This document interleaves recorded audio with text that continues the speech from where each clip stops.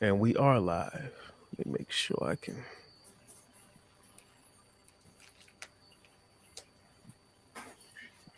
Who was that? Who was that? Somebody jumped in. Mm-hmm. Nah, they didn't. Not yet. Hopefully Kim don't have no issues. But yeah, we live. We live. Everybody good? What's up? How everybody doing? We're good. We good. Good. Good. We good, brother. Got a full house tonight. Full house tonight. But yeah. Got a really good show tonight. I am your brother Mordeed. This is Brainwashed on Heavy. And we got a real intriguing yet thought-provoking show tonight. And my guest, of course, y'all know Sister J because she's a co-host on the channel. Got my brother Chico, Dave becoming a regular. My man Chico is back, and we got a new face in the place. Tasha, what's up? How's everybody doing? Good. Welcome, good. Tasha. Yeah, thank you. That's what's up. Yeah, we're gonna get into some real provocative stuff, man. The spiritual journey of the urban mind. We don't really talk about, what entails the awakening of, let's just say, the black man or the black woman. Nobody really talks about that, the process that goes into that. And we're going to share our stories tonight, as well as, hopefully our stories enrich somebody else's life. And maybe they're on the fence about something and we can answer some questions to help them out. So we're going to do that. I got one more person coming, and I'm going to check on that. But in the meantime, we're going to go ahead and get it cracking. So everybody pause for the calls.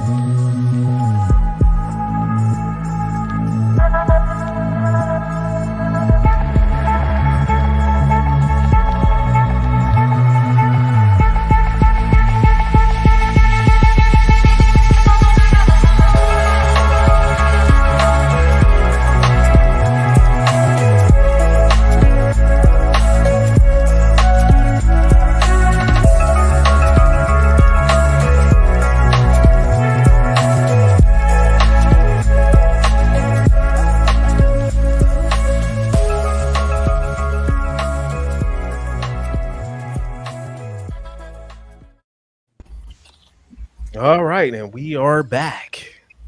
I see Kim. made Oh, it back. Kim is there. Hi. Hey. Hey, Kim.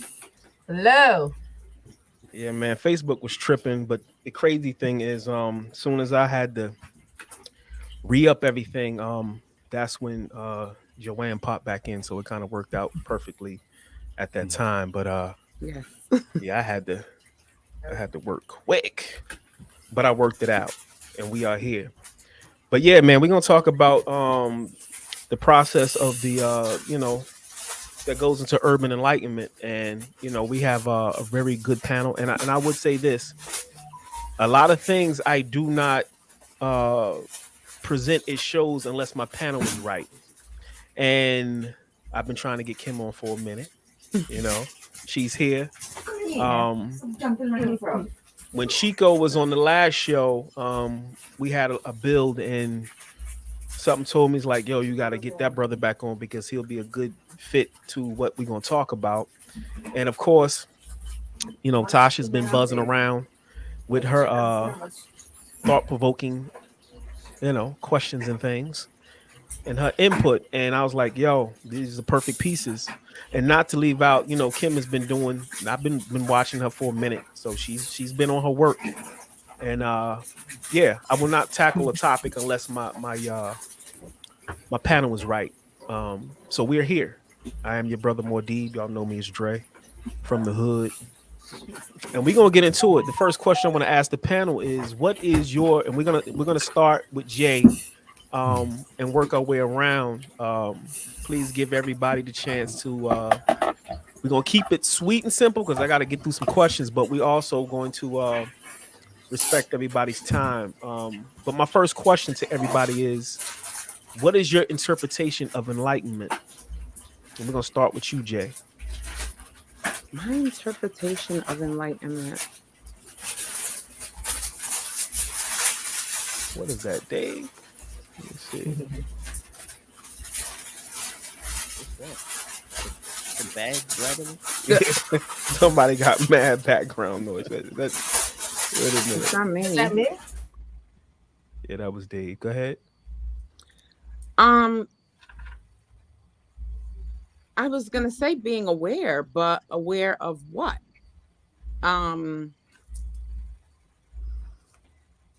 Enlightenment. Awareness. Awareness. Awareness. Okay, we'll roll with that. What about you, Chico?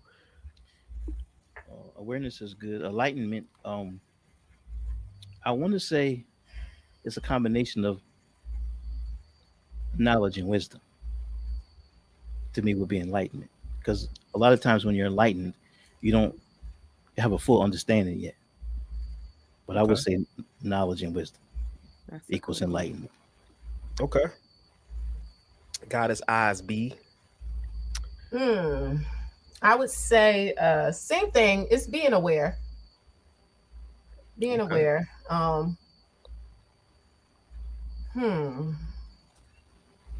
Stages to enlightenment, though. It You is. just don't wake up and be enlightened. It's Right. over a time period, and that's kind of what it is. It's being, Okay. over a time period, Let me ask being Dave. aware.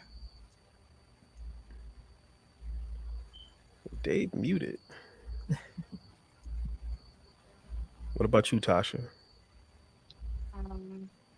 I would say There you go, Dave.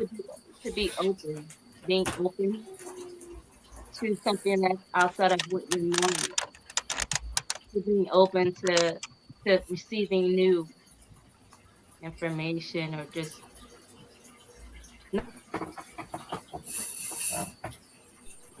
being open enough to receive more gems and more information to heighten your awareness.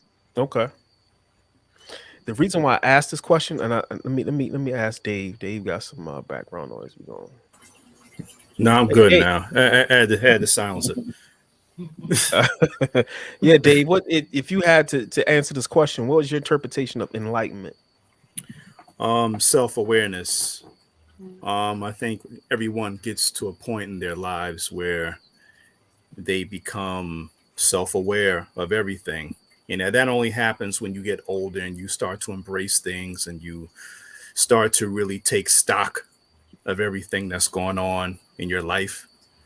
And those type of things collide in self-awareness, and they also collide in heightened spirituality as well. So I would definitely say self-awareness. Okay. The reason why I asked that question is because when I was going through a particular initiation, the term enlightenment I had never really heard. we deal with knowledge itself and stuff like that, history, whatever. But I had never really entertained the concept of what enlightenment was. And at that particular time, when I was going through that particular initiation, the spiritual path at that time If you didn't wanna eat, become go difficult to me I until wanna keep you from eating. You know what I'm saying? enlightenment was placed And when as we're an done, you can come objective back, for okay? me to achieve. And that's when it became a thing to obtain. So now you got to make sure that you are doing everything to obtain this thing that previously it's kind of like ignorance is bliss. If you don't have knowledge of it by default, you can't be held accountable, but you will be subjected to the cause and effect of whatever that thing is. But enlightenment is to me, and all of y'all was, those are all aspects of enlightenment. And Kim was right; it does come in stages. What they call nihas in Kemetic philosophy, they call it the Great Awakening, but nihas is the word. And once you reach nihas, that is the point where there's no need for you to you get off the wheel of rebirth. There's no reason for you to take on a physical body, because physical bodies are something that we acquire to evolve. And pain and suffering are aspects of evolution for us to evolve. And once you reach Nahas, you get off this cycle, and then therefore coming down to third density that we call physicality, there's no reason for you to be here. You kind of go on to the higher planes. But there's something interesting about enlightenment compared to what, let's say, the Indians, when they speak of enlightenment, and us as Africans, how we speak of enlightenment.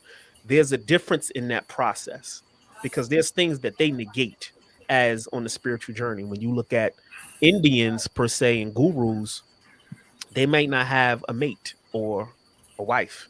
They may not have a family or children.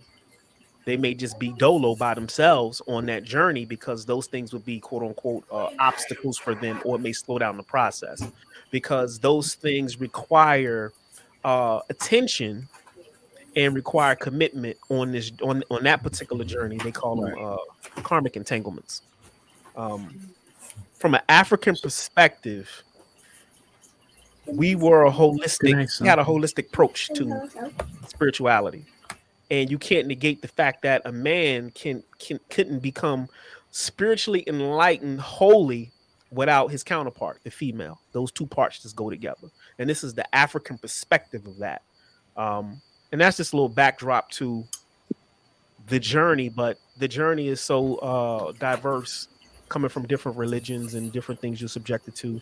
I would take it a step further though and say also children are part of that journey from an Afrocentric perspective. The family, the complete family, right?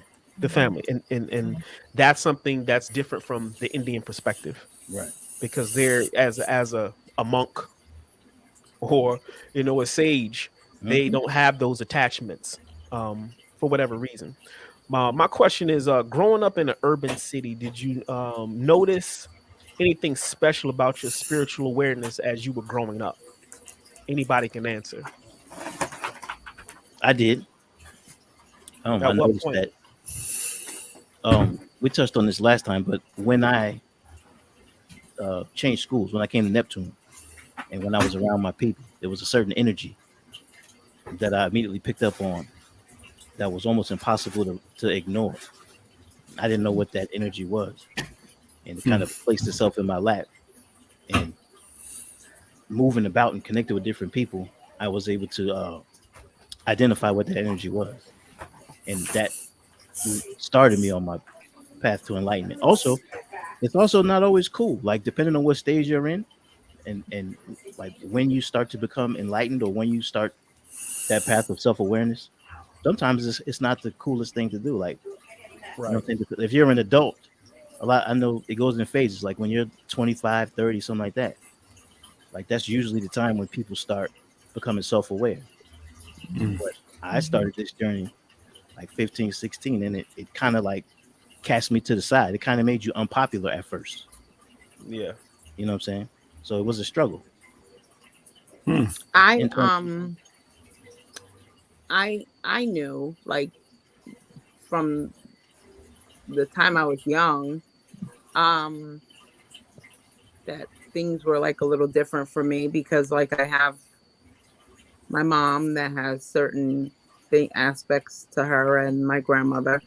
Um, but there's some things that you really don't.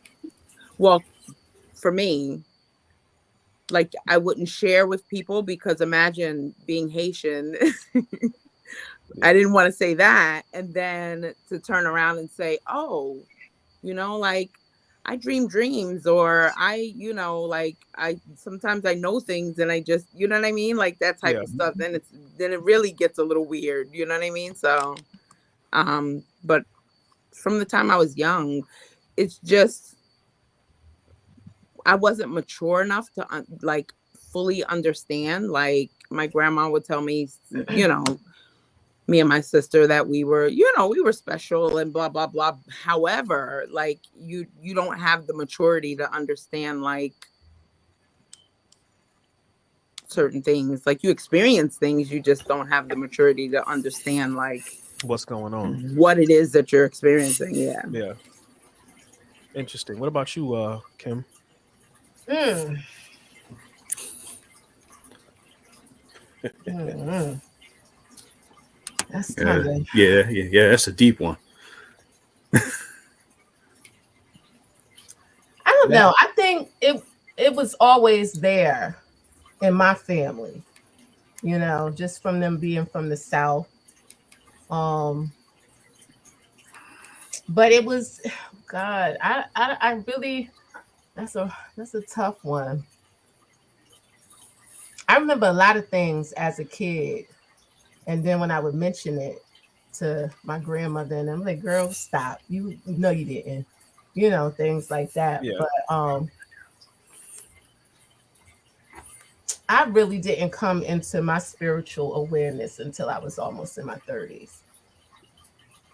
So, I mean, I knew there were little things in the family, certain things that they did, said, and stuff like that.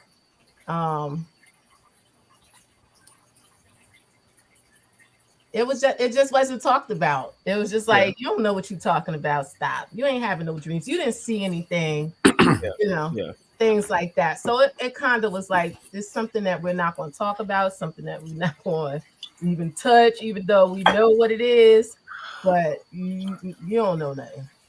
Yeah. That's the tone in a lot of Black families. Well, back then.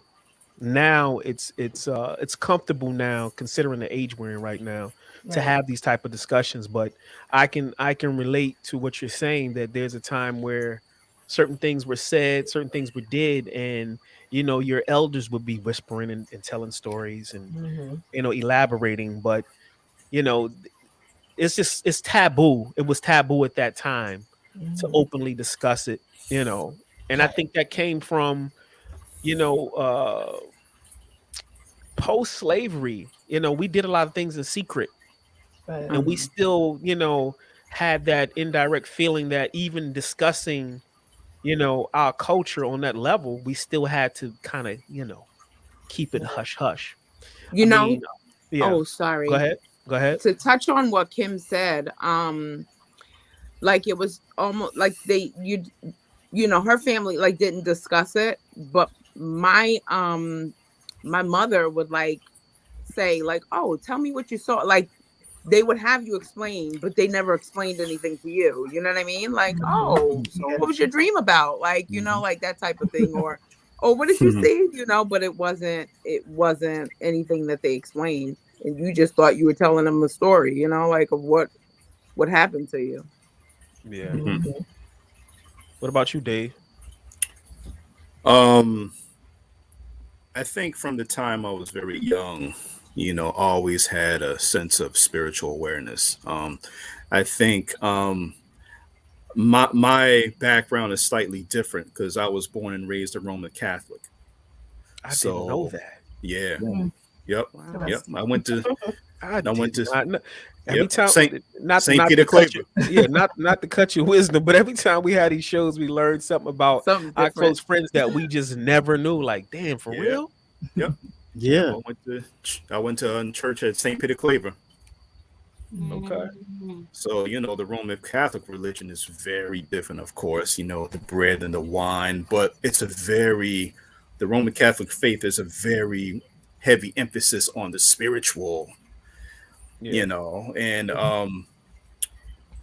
I've always had that background from the time I was young. I always knew that, even though I was going through my childhood trauma, I always knew that I had our creator to guide me and to just see me through. But it wasn't really until I became of age, probably 16 and 17, when I really started delving into the history of our culture and everything, that I really began to be in tune with my spirituality.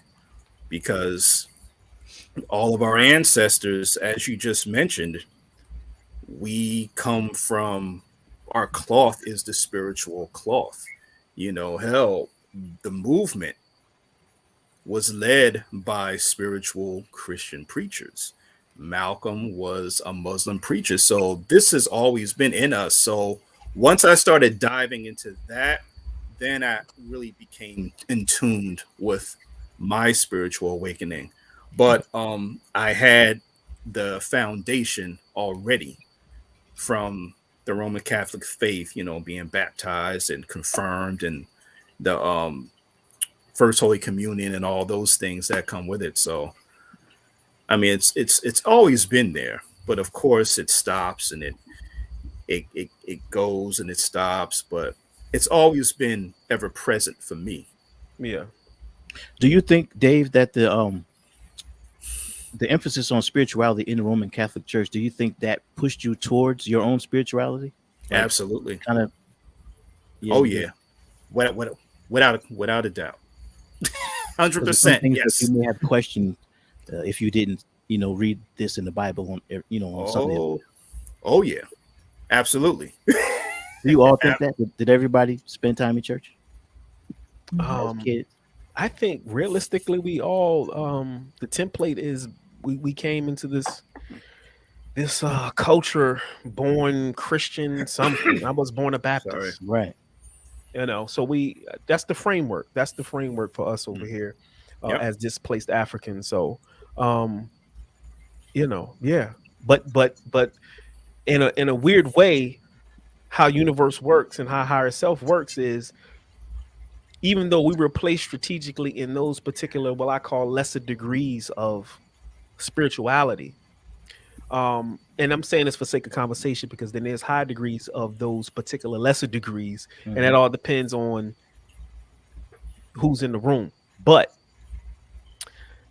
that framework was the catalyst that pushed me out into the world to go seek, because I asked certain questions, I got certain answers. I didn't agree with the answers that I got, Right. and that sent me on my quest.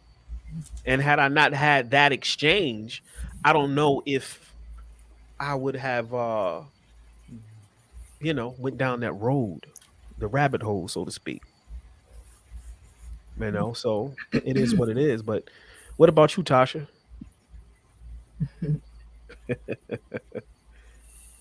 For me, I think from a young age, but I was always put in private schools, right? When I lived in Cali, I went to a Lutheran school. Okay. Then we moved to Jersey and went to public school for a hot second. And then I went to, what's the school we went to, Kim? The Christian school. Central Jersey Christian School. Right. So I went to a Lutheran school and learned the Lutheran way. Then came out to Jersey and went to the Christian school, but went to an Amy Zion church. So it was like I had all these different aspects of religion, but for me it was like religion, right? But for me, I always knew it was something more than it. And I always knew that I felt differently about certain things that had different experiences. But of course, when you're growing up in religion, you don't talk about it. Mhm. No, that's wrong. That's the devil. Everything is wrong. No, and so you just be. You just Yeah. Right. Interesting. And like I said, that is a reoccurring theme when it comes to the spring point of where we kind of took off. We have that Christian foundation, so to speak, and the universe don't make mistakes. So I look at it as it's all divine and how it all played out. Spiritually speaking, was there ever a low moment, like once you, because I know for me, I had a particular experience once I left Jersey and I came to Atlanta, and I had a particular experience, and I call it the bubble effect, when that first bubble gets popped, that you've been holding on for so long, thinking that this is the legitimate way, until that bubble gets popped, and now it's like, oh shit, somebody lied to me. And I had a low moment, because now, if that's a lie and that's not true, Exactly. what else is some bullshit? Exactly. So now I got all this homework, and it put me in I went through a phase of feeling like, you know what, this shit's fucked up. And this is early on in my evolution. This shit is fucked up. And you know what, if I can sacrifice myself to fix it all for us, I would. I went through a phase like that, because I just couldn't fathom the depth of what we had to go through, and all the shit that they lied about, and all the things you hold dear to your heart, and you think it's and you realize, no, nigga, that shit is no. You're like, what? Don't say that. That was a low point for me in my evolution. And you said it wasn't until you came to Atlanta? Well, my journey started in Neptune, actually, because my mom, she became Jehovah Witness probably, and I was like in the 9th grade, and I really wasn't feeling it, but when you in mom's house, it's like, right, it's like you in this house, you go to church. So I had to go to the meetings and all of that, and I didn't know that. Yeah. And I had to have Bible study and all that. And in Bible study, I'm an inquisitive person, so I started asking these questions. And I can see it like it was yesterday. I was sitting at the table, my mom's dining room table, and the brother, I ain't gonna say his name, because those small knit communities, everybody know everybody. But he was conducting Bible study, and I asked him a question. I was like, I remember I'll never forget this question. I said, you got really, really, really good, loving, caring people on earth, right? He was like, yeah. And I said, so you mean to tell me these people don't get to go to heaven unless they are a part of this? And he was like, right. And but he said right, but then he was like, kind of like, those are the rules.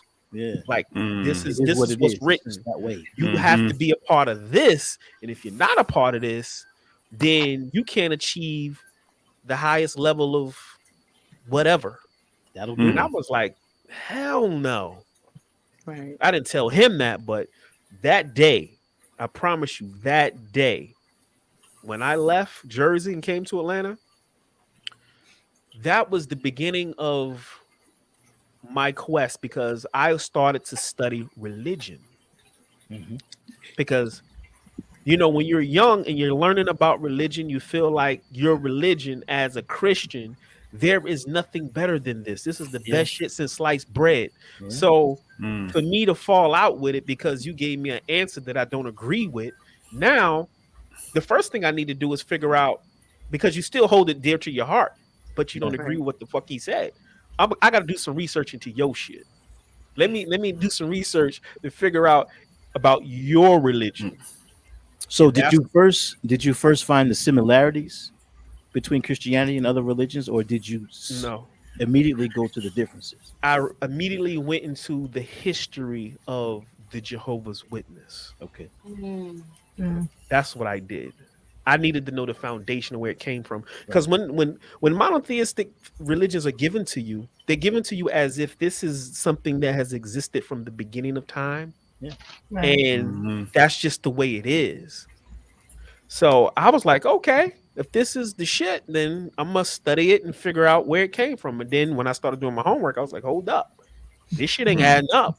And I don't see none of us in here. And then I'm looking in the books. I'm like, I don't see nobody look like us. And this shit don't add up and blah, blah, blah. I was like, hold up. Some of this shit is biased. Then I started learning about the New World Order. Then I started learning about secret governments. And then I started learning about secret societies and how it all tied into religions and who was this and who was that. And the actual founder of the Jehovah's Witness, Charles Taz Russell, was he was a Mason brother, and how it all tied in. You had Kingdom Hall, and you had Masonic halls, and I remember the one that sits on the corner by my mom's house in Neptune. Which one is that, Dave? That was the Kingdom Hall. That's actually across the street from where I grew up. Exactly. That one his right mother there lives around was the corner from my mother's house. a damn near carbon copy and structured how a Masonic hall is. Exactly. And I started putting all the pieces together. Yeah, on the corner of Drummond and Stratton. So I got real ill with you know, how this thing is structured. It's still there too. Yeah. So that was my beginning. I got off into secret societies and learning how this thing is built. And from there, I bumped into some cats that was, you know, conscious and part of different. This is the time where you had different groups and different movements and shit. And that's the first time I met a sister that was deep and dropping knowledge. And that's the first time I've been attracted to a female's mind. I had never met a chick like this. I was done. I was done. So, you know, we'll get into that story later, but yeah, that was my thing. That was my low point. Similar journeys. Anybody else had a low point where they felt like, you know what? Mine was death. Actually, it started with death as a kid. I didn't understand, and I couldn't accept death. So I guess that's probably really where I started in terms of spirituality. Okay. I didn't understand it, and I wasn't accepting what they was telling me. Right. And then once I got older, like that stuck with me. Like I don't go to funerals because of. Neither do I. I had a really bad experience. Wow. When I was a kid, I was a pallbearer for my grandfather. And this shit it was weird, and I didn't like it. I don't go to funerals, but I think that started me off. That was my first question. Was death. Like you guys can't explain what happens. Like we can't spend all this time on this planet from after being born and then it's just over. I don't buy it. So that's probably that was my first question. And that led me probably from 7 to always question authority, period, especially church. Right. So like just like you, Dre, in church, there were so many inconsistencies. Even as a kid, there's so much stuff that just doesn't make sense, and you're told it just is. That's all. Right. It just is that way. Don't worry about why. Don't worry about it. Don't make sense. That's right. It's in the book. That's the way. Yeah. Yep. Yeah. Interesting. Prior to you know, just going back to like 5, 6, and 7 years old for me, I had a lot of experiences that I couldn't really explain. I guess we can say they were spiritual or supernatural in essence. As a young kid, I was always off world. I was always, you know, what's beyond the clouds. And, you know, the way religion was given to us, I always thought that God was right above the clouds. And, you know, you watching, you know, cartoons when you're growing up, they up there just sitting on clouds and doing whatever. And this is where my mind was. But then you have the devil aspect, which I'm going to get to. You know, how that dynamic plays out was intriguing to me. But I had a lot of crazy experiences as a kid, but I didn't equate anything spiritual to it, it was always religion, because religion was the framework for most of Right. us. So anything that happened to you spiritually, it was either the God or the devil, because Right. that's what the framework was. Mhm. That, Yeah, you know, it's crazy. Yep. prime example. Oh man. And I'm pretty sure a lot of people on the panel probably can you know, co-sign this, but we've had experiences where we're probably sleep and we can't move. Very frightening sleep paralysis. Yeah. Mm. And as a kid growing up and experiencing this religious framework, you know, they're gonna have all of this weird shit about what's happening to you and this, that, and the third. The funny thing is, it's happening to a lot of people. And nobody's really talking about it. Because I was gonna do a documentary maybe like a decade and a half ago about the unspoken relationship between blacks and the spirit world, because nobody talks about Nobody. quote unquote spooky shit Right. that Mm. happens to us. Yeah. White folks Yeah. do it, but Yeah, we do don't it all talk the time. about We it. don't talk about it. Right. And I was gonna do a documentary on that, just talking to random people about their experiences with the unseen, you know, and documenting it and giving it to the world to say, hey, you know, we tapped in too, but ain't nobody, you know, asking us. So I'm gonna ask you, and we're gonna create this digital footprint, and it's gonna be here. So we can go back and watch it, and our kids can watch it, family members can watch it, and whomever can watch it, because we're gonna dig into that. But anybody experience that sleep paralysis thing? That was that good old witch. Yeah, I yeah, haven't experienced that. That was the hate. That was the hate witch. yeah. Nah, That- man. For everybody, That was everybody. the hate witch that Okay, you was Not me. bad or yeah, something you did, and the Yeah. hate witch get Yeah. on you and ride you. yeah. That's what your Mhm. parents would say. You've been bad, Hate so that's what witch. happens. I had hate one witch. real bad experience to me. I couldn't move, but I was like fighting, I guess, the devil. I don't know. It was he was there. I don't know, but I was like yelling and helping. He was like, nobody can help you. Mhm. Mm. Nobody can help you.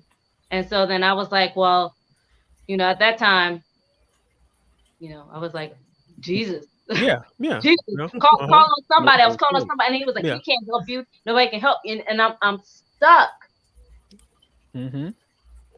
And I was so scared because I was stuck, and I'm calling and I'm yelling. And you ever feel like you can't yell loud enough? Yep. Yeah, yeah. And I was just like, Jesus, somebody help. And then I don't know what I did. I finally said, I was like, Jesus, Jesus, Jesus, Jesus, Jesus. And then he was like, ha ha ha, he can't help you. And then next thing I know, I was up. You just woke up. I was Yeah. free. Yeah.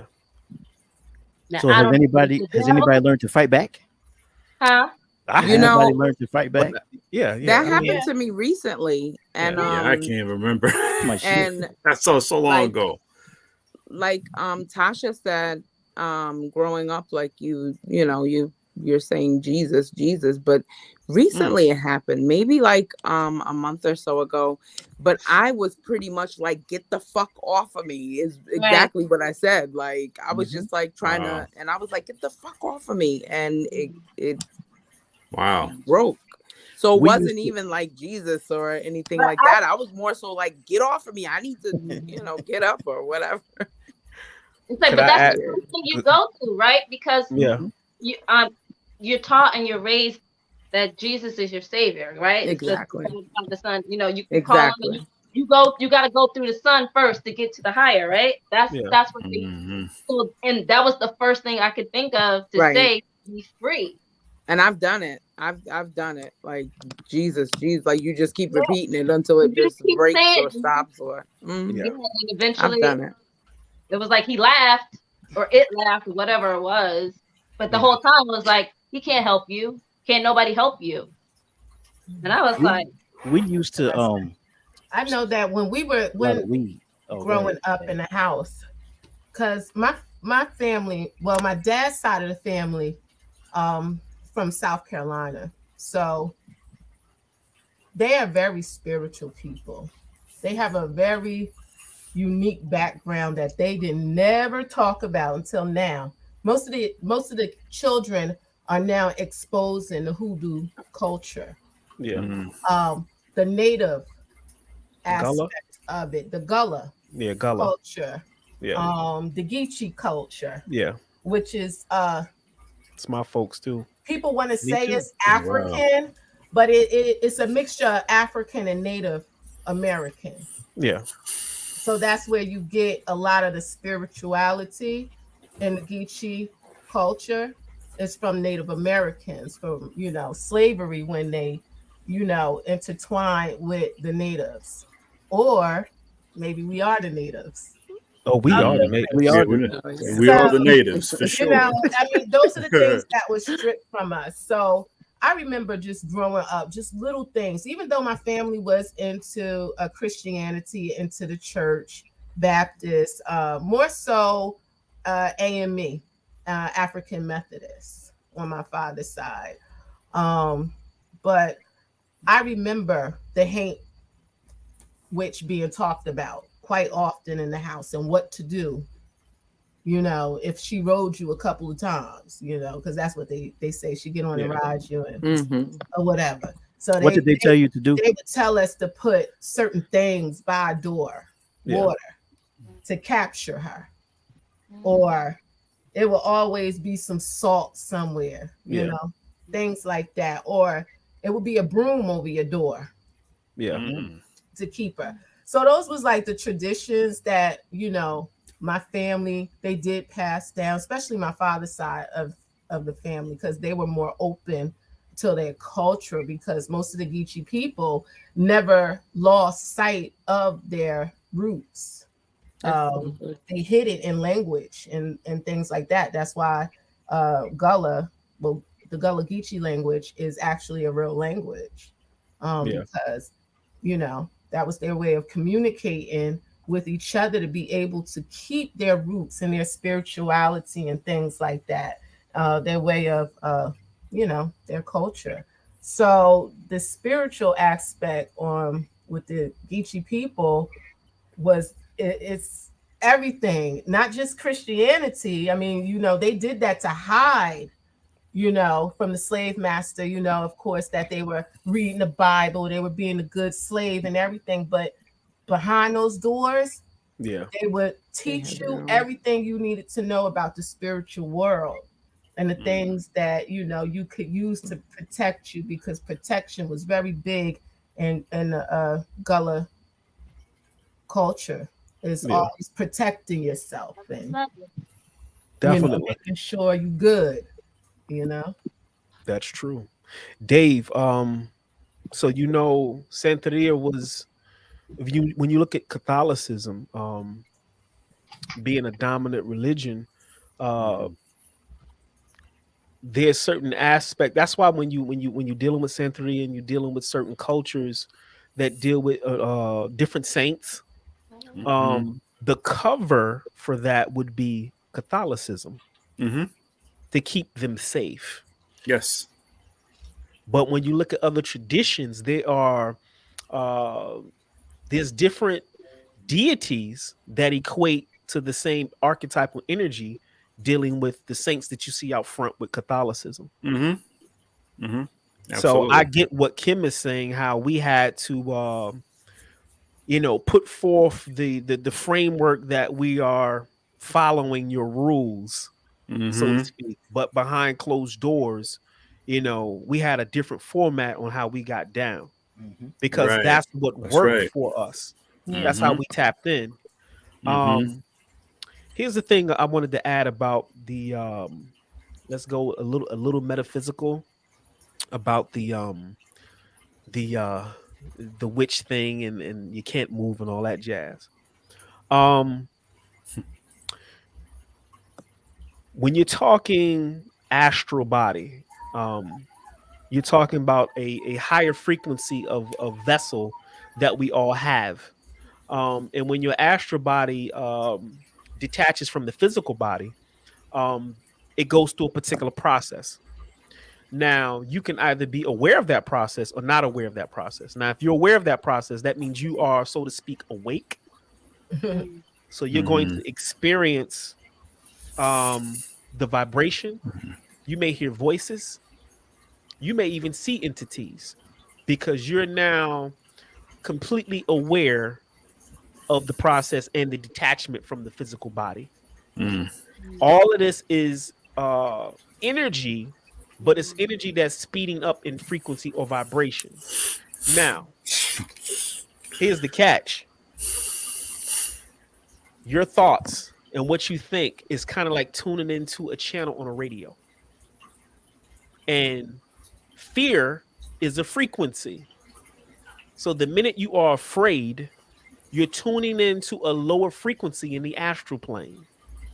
So now you're going to be at that level with those entities that do not either like you or don't want you to come into that realm.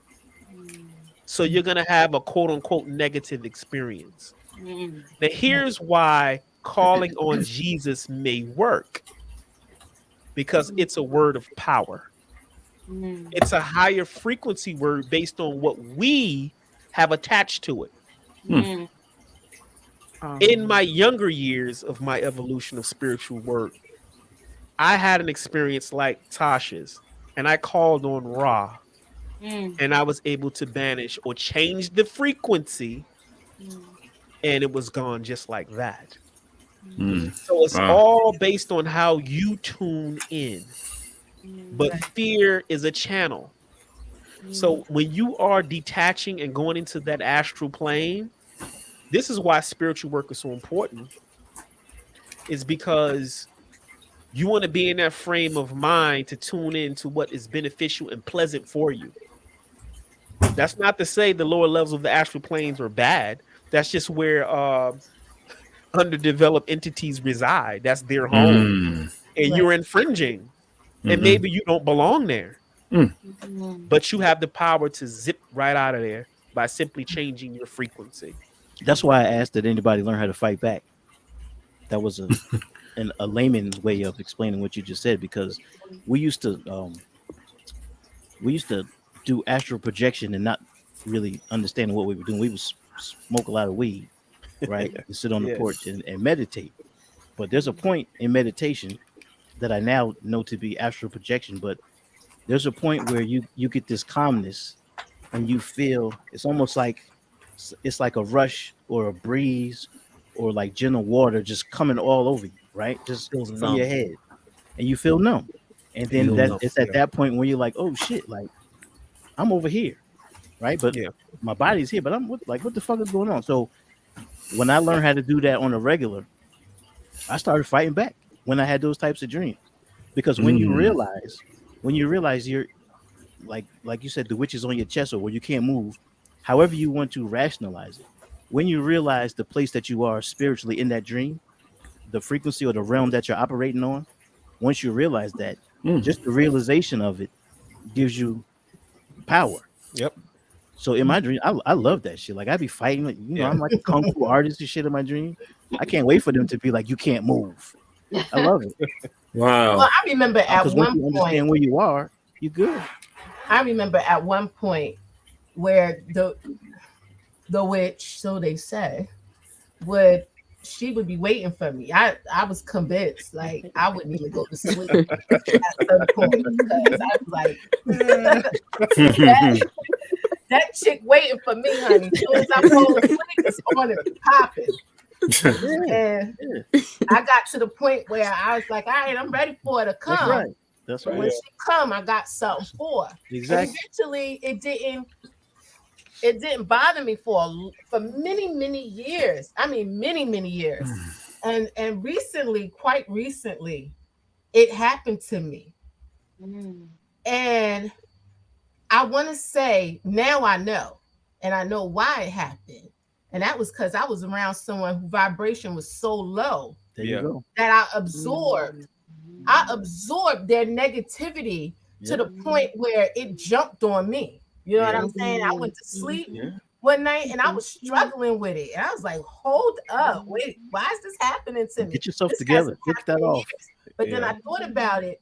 And I thought about the person I had been around for like 90 days. And I was like, oh man, that person was bad.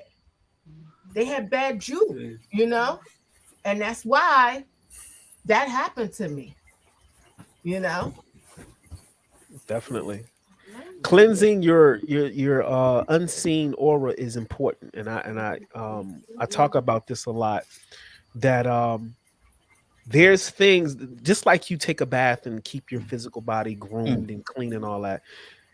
There is an aspect to your physical body that's unseen that you have to take these same measures with, Right. because things rub off, things attach, environments, places. You just got to be mindful of that. So you have to develop a practice of cleansing those things, routinely,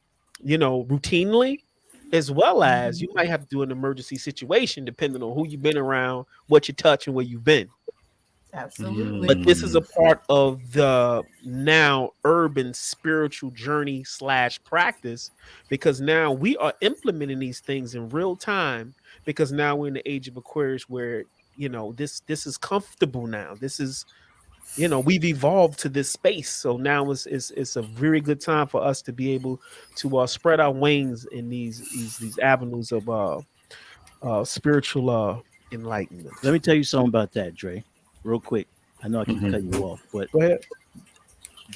something that's really important about what you said is you have to add intention, right? Because, and this was just brought to my attention recently. Since I can remember, I don't do cologne, none of that shit. I've always had oils and incense, right? And initially, when I first started this journey, I understood why I used frankincense and myrrh, and dragon's blood, all these other things. I understood it was with intention, but it became a routine, right? Which is good. It's good to live in that. But what I forgot, I'm 47 now. What I forgot is that when you do those things, like I light an incense in the morning before I get in the shower. Initially, I did it for cleansing, right? The same way you wash your body, that frankincense cleanses also the spirit. It cleanses whatever. You start your day, free from all that. But through routine, I started just doing these things just because. And once you do things just because, and you remove the intention or you remove the purpose, you kind of not work against yourself, but you remove the power. So it's important that when you say that, you have to also remember to do things with purpose and intention. Exactly. And this is why I tell people all the time, people by default fall victim to a lot of things because they don't understand the fact that, especially when you're doing prayer work. And I tell people, when you are asking for something, your intentions are important, because you have to, the universe does not pick a side. It's a blank slate, and it's going to produce whatever it is you tell it to do. But the thing is, if you're not very careful about how you ask for something, you may get it in the wrong way, because your intentions were not clear. I want $1,000. I need $1,000 ASAP. That energy might travel the weakest point in your life to produce that $1,000. You may get it, but you may get it in a way that somebody else got hurt because you wasn't clear about your intention. Right. That's so true. So I get what you're saying. That's kind of like when they used to tell us in church, right? Be specific in your prayer. That's right. Be specific in what you ask for, right? It's the same thing. It's the same mentality. You got to be specific in your intentions, exactly what you want. Be clear, excuse me, on what you want and how you want those things to manifest in your life. Because you can get that money. Right. How you get that money, will come at a consequence to you. Right. You might have to sell your soul. You call it what you want. In You a call it sense. prayer. You call it witchcraft. You call it whatever you want to call it. But words are basically spells. Yeah. Yeah. There you are. Absolutely. Written or spoken word. This Absolutely. our entire lives are spiritual, and by default, if you don't know how to work the magic or energy, it's going to work you. Absolutely. Mhm. And you're gonna be at the mercy of whatever's going on. You know, it's plain and simple. One of the questions I want to ask was, as a melanated person, do y'all feel like becoming spiritually aware is dangerous in this day and time? No. Hmm. Hmm. Absolutely not. Why? Because as I said earlier, it's always been in our DNA that it's our spirituality is how we have technically always functioned as a people. You know, we always go back to this to our spiritual roots. Whether you're Christian, whether you're Muslim, whether you're Buddhist, it doesn't matter what we practice. At the end of the day, it's always one spiritual function. It's Right. how our ancestors got through slavery. Yeah. It's how it's how our leaders in the civil rights struggle got through what they had to get through. It's helped them face death. Hmm. You know what I'm saying? So The danger is the it's all intent. there you go. So if you're stumbling upon that spiritual journey, you know, because it's cool, because it's trendy, like it's cool to be like Afrocentric. Like if you're doing it for those purposes, then it's 100% dangerous because you really don't know what you're getting into. But Okay. as on a whole, nah, it's never dangerous to be aware of self. Never, never, ever.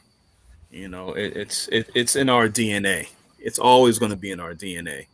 No matter what spiritual road you choose, it's always going to be in our DNA. It's never dangerous. Sometimes it could be a burden. Yes.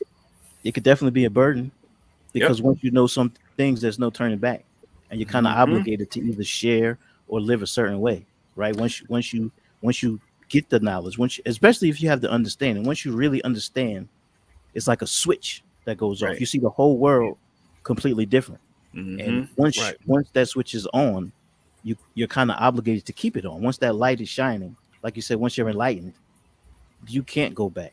You Mhm. can't. So There's some sometimes- people it. who attempt to go back. and what happens to their life when they do? Well, here's the thing. Life becomes much harder Exactly. and the consequences for your action become more severe. Exactly. Yep. So, you know, you have people who want to dip back into the world but here's the thing though. Some people dip back because somewhere in their evolution they have to do that to reaffirm where they were. Sometime that has to occur. Hmm. You know. That was good. Like a reset That was almost. good. Yeah, no, 100%. Not a reset, but No. a reaffirmation. exactly. Or It's kind of confirmation. like, Like a confirmation. Right. yeah, you were Yeah. here Mhm. and you know you're here, but you still have this level of, you got some gray areas and you step back into the world. Step back, and once you step back into the world, those experiences are going to reaffirm why you should have been where you were and why you should move on from that point and keep on evolving. Mhm. So it's a good thing. The universe wastes nothing, so it wants it all, whether good or bad, Mhm. which is a relative perspective when we're talking about energy here. It all depends on what end of the spectrum you want to deal with. You know, That not only happens sometimes. I know personally. Sometimes you go so far in life, and sometimes people forget. You feel like people forget. Like you must have forgot who I am, right? So then you got to tap back into that. You know, your ego, because of your ego. Oh. Sometimes you want to tap back Yeah. into that. Yeah. Sometimes it's good though. Sometimes the ego is not all bad, right? Because you may want to start off reaffirming something for others, and in doing that, once you put your ego to the side, you reaffirm for yourself and put yourself back on the right path. Hmm. I was always taught by one of my teachers about the ego personality. It's something that the ego is a, how did he say it? The ego is a poor master but a great servant. Mm-hmm. Yep. So this goes back to the story of Heru and Set. For those who are familiar with the Kemetic story of Heru and Set and them two battling for rulership of Egypt or Kemet. But the bottom line was Heru did everything in his power to destroy his uncle, and he couldn't do it because his uncle is a god and he's a god. So you got cats throwing mountains and trees at each other because, you know, Heru is the rightful ruler of the kingdom by default, Lion King story. But he had to be raised up in the wisdom of his mother, Aset or Isis, in order to be prepared to go back into the kingdom to claim his rulership. And they're battling. Set represents ego, and Heru represents spiritual aspiration, the warrior, the hero, the process that takes place in your psyche that leads you on the mission to become the spiritual warrior that we are all on right now, to keep fighting. Horus could not achieve this feat, so he had to get with the gods and say, hey, I need some help. And they said, look, you can't destroy your ego. It's impossible because your ego is a part of you. It keeps you alive. You need it. Yeah. But you got to put it in its proper place. There you go. That's right.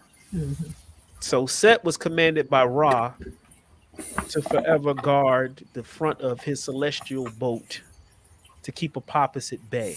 Apopis is that aspect of creation that is always breaking down creation, and we're always building. It's build and destroy. So those are faculties of us that are always operative. Your ego was not supposed to be in the driver's seat. That's just the bottom line. Right. But you got to tap in when you have to tap in. Right. But you need it. You need it. I got a question, if you don't mind, Go ahead. for the females, right? Because that feminine energy, especially in spirituality, is super strong, very powerful. And I know all three of you, and I haven't seen y'all in like 30 years. This is crazy. What I knew of you, as we was kids, you weren't very spiritual. I wonder at what point did that spirituality like rear its head? Because especially in Black women, spirituality is super strong. You guys are very, very powerful. I'm just curious, like, when did it? I think once I had children. Was it something that was always there and you suppressed it, or it was always there, but it was like I didn't.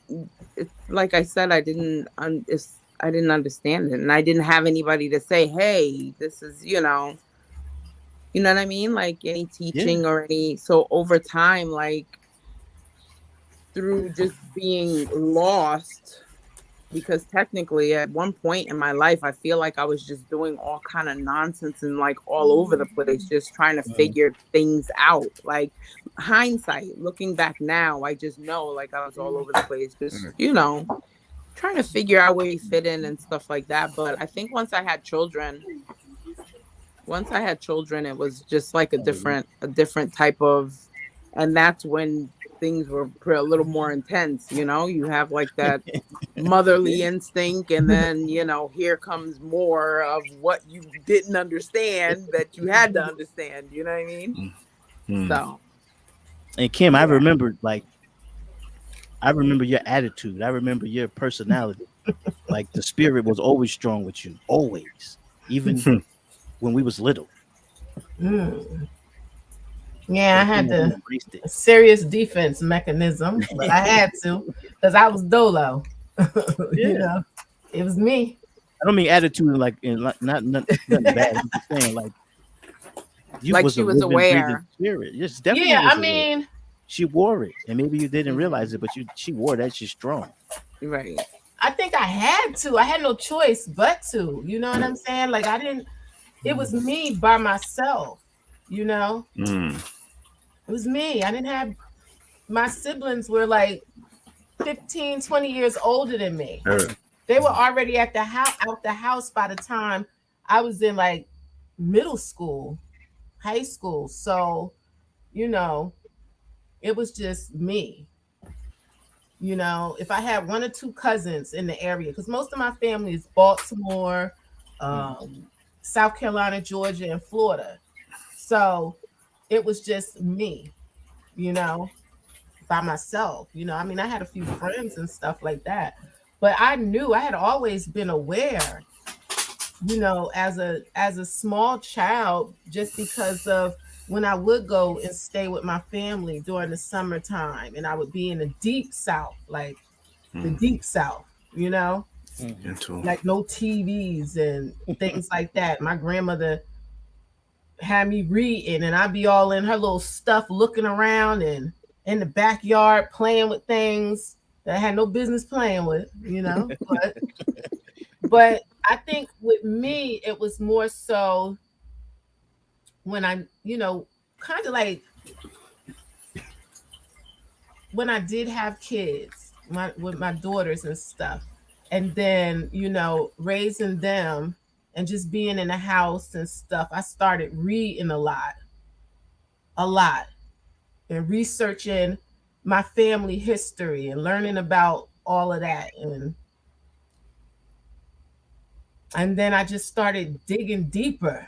Then I, you know, being in church, because that was the thing. Like, my parents would pull me off the playground to go to church. I'm like, I could stay home. 14 years old, you're gonna drag me to go to church, you know? Yeah. Or I'd be in church all day and I'd just be witnessing nonsense in church. I'm like, these fake church folks and stuff like that. And then it came a point where my mom ripped me out of public school. See, a lot of people didn't even know. When I came back to Neptune, it was like, ooh, I fit right on in. I was like one of the little hood kids or whatever. Right? Nobody had a clue that I went to private school from 6th grade to 10th grade. I didn't know that. I didn't know that either. I'm just learning that. When I came back to Neptune, I was in the 10th grade.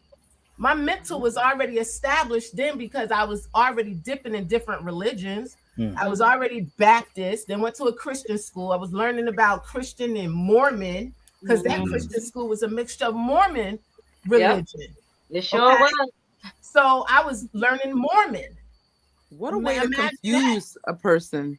And the Mormon religion had already told you what Black people was about. We were cast down from the devil. Like 3 of us in the classroom, we'd be like, looking around like, and it was only like 10 of us in the whole school. 10 of us, and we were being taught Mormon, a different side of Christianity. It was way different. So imagine that from 6th to 10th grade. Going to Baptist church, then learning about your roots every summer when you go down. So you're like, okay, I'm confused. So let me figure this out.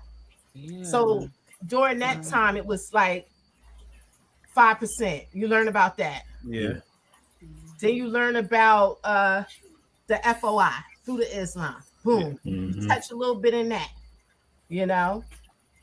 Then you play around. You want to read about Jewish, you know, Hebrewism, whatever they call it. You know, you read the Torah, you get your hands on some little paperwork, and you're like, okay, let me see what this is about. And then you go to other things, you know, and you keep advancing on and on and on. So my spiritual journey been a real long time, you know. I just really didn't talk about it because most of the people I was around wasn't connected. True. You know, so it wasn't very like true. You know, trying to find my tribe. I found my tribe now. You know, over the years. Neptune is mostly like that. So I mean, I really didn't connect with people. I had established most of my friends, you know, from the neighborhood. You know, and that's crazy how we were. All of us in this room were kind of attracted to each other. Like, you know, the universe put each one of us in the other one's path. Even from an early age, we all found each other. Crazy. I had the same story. I didn't have no tribe. I had to find my tribe. Yeah. What about Tasha? I know your sister, so I know that strength and that spirituality is in you too. Yeah, you know, like Kim basically summed it up. Like her journey's kind of, but I didn't go to the South. I came from California. I would get stuff from California to New Jersey. So I guess to me that was like my South because Jersey was way different than Cali. Because I lived in Long Beach, then I lived in Compton and Long Beach, and then it came out to Jersey. But then when I found out we was staying, I was like, oh, I'm not going back. So that was like a shock. But yeah, I went to public school for a hot second when I moved to Jersey. Then I went to, like I said before, then we went to the private school, and then I finally went to regular school. It was a lot, but I always knew I was different, right? I always knew I was different than other people. But you can't talk about it. You didn't talk about it. But I didn't really embrace it. I was forced to embrace it. I was forced to embrace it. I had, a traumatic experience, not the recent traumatic experience, but like a traumatic experience as far as with the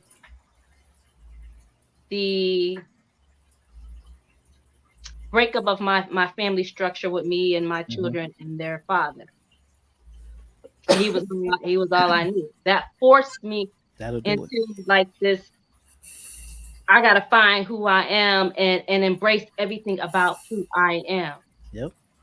Because I was so consumed with that and just going through the motions of life and going through the motions of being and not embracing who I was, and just, you can't talk about and you can't feel this way, you can't do that, and you gotta go to church, you better pray that away, and you gotta, and I'm like, fuck.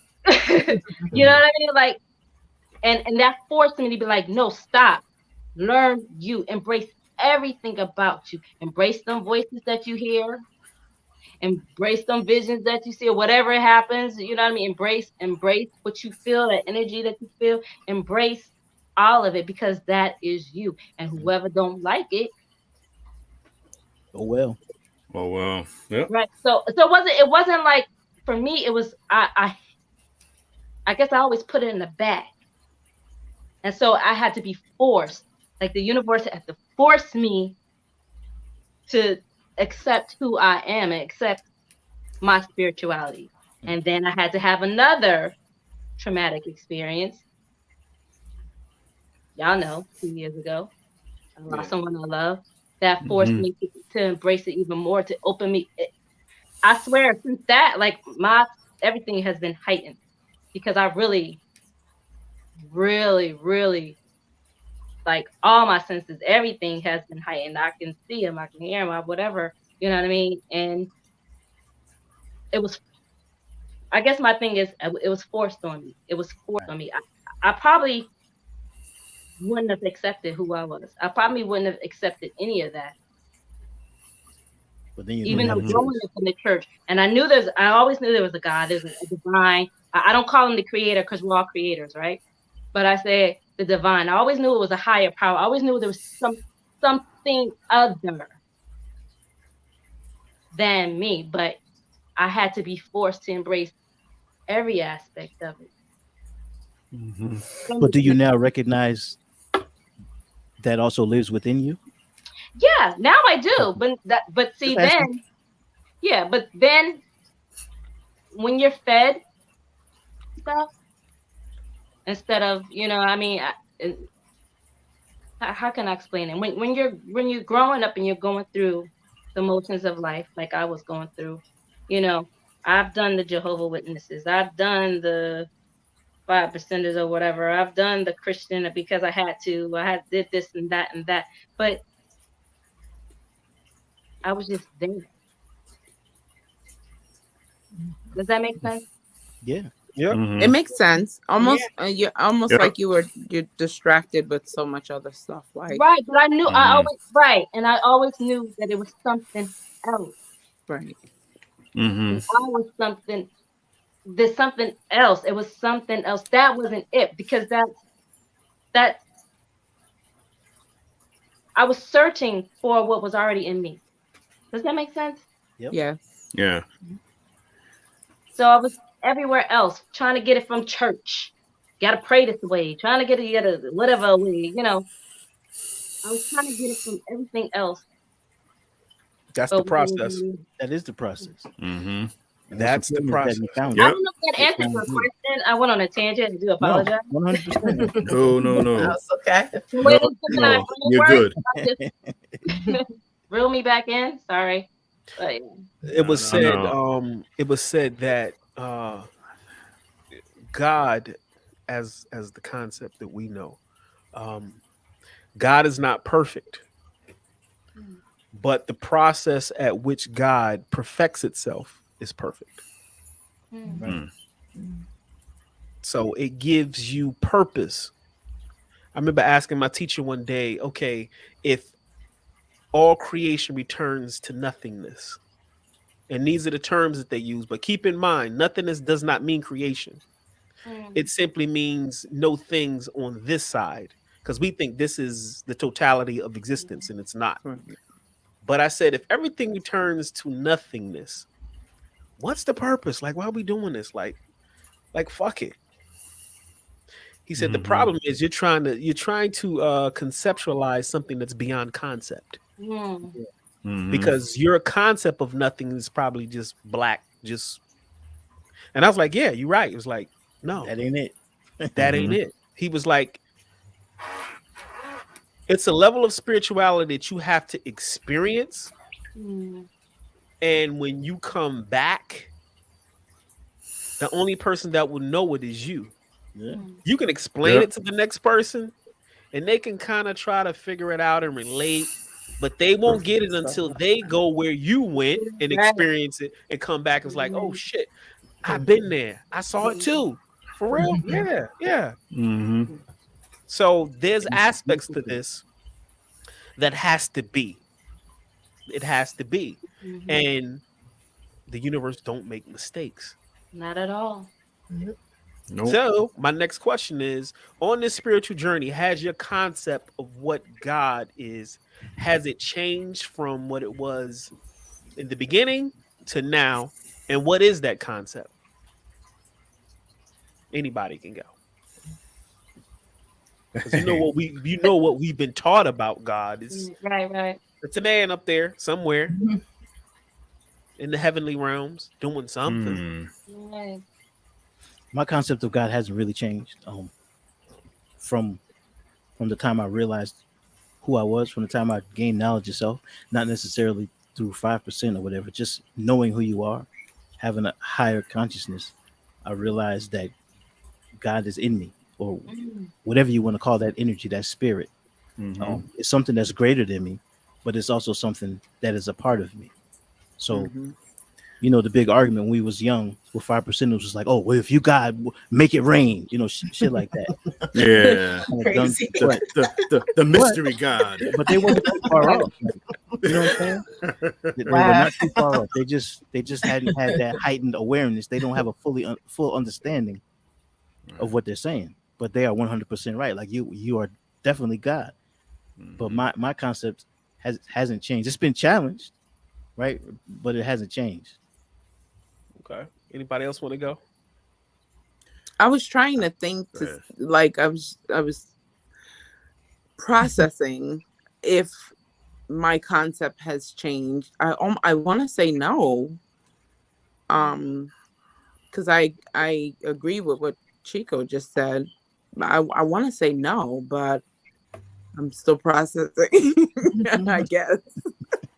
Anybody else? I don't think it's changed. Nah, I'm with Cheek. It hasn't changed. It's just gotten stronger. You know, God is always ever present in me. He surrounds me, or he or she.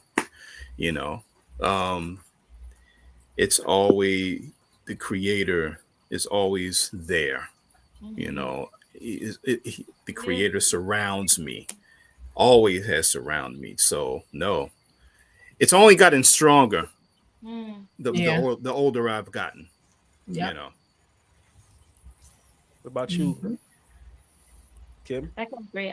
It makes me. I agree with Dave. Like I want to be closer.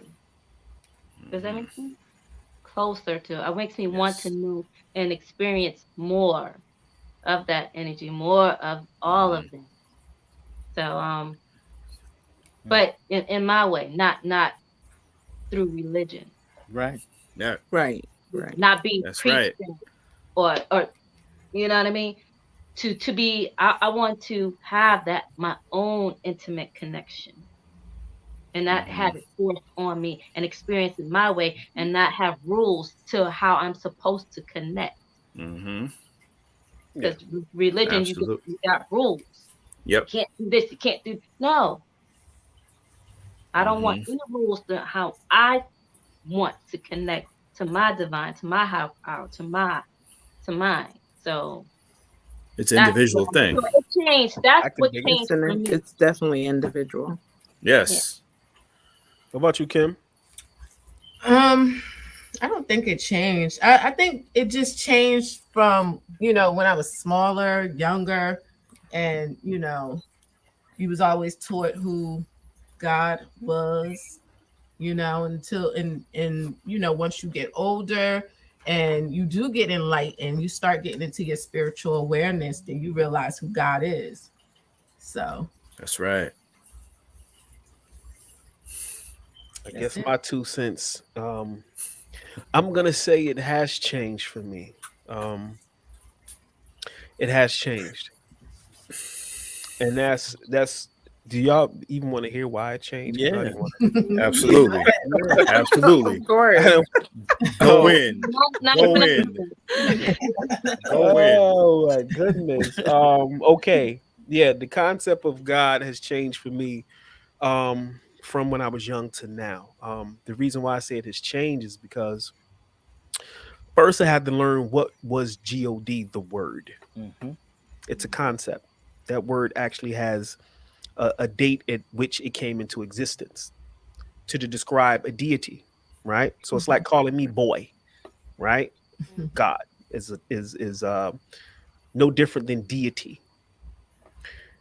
So the concept that has evolved for me over time, um, and I will say this before I get off my little tangent, that um, I do agree that we are the personification of creative forces in physicality.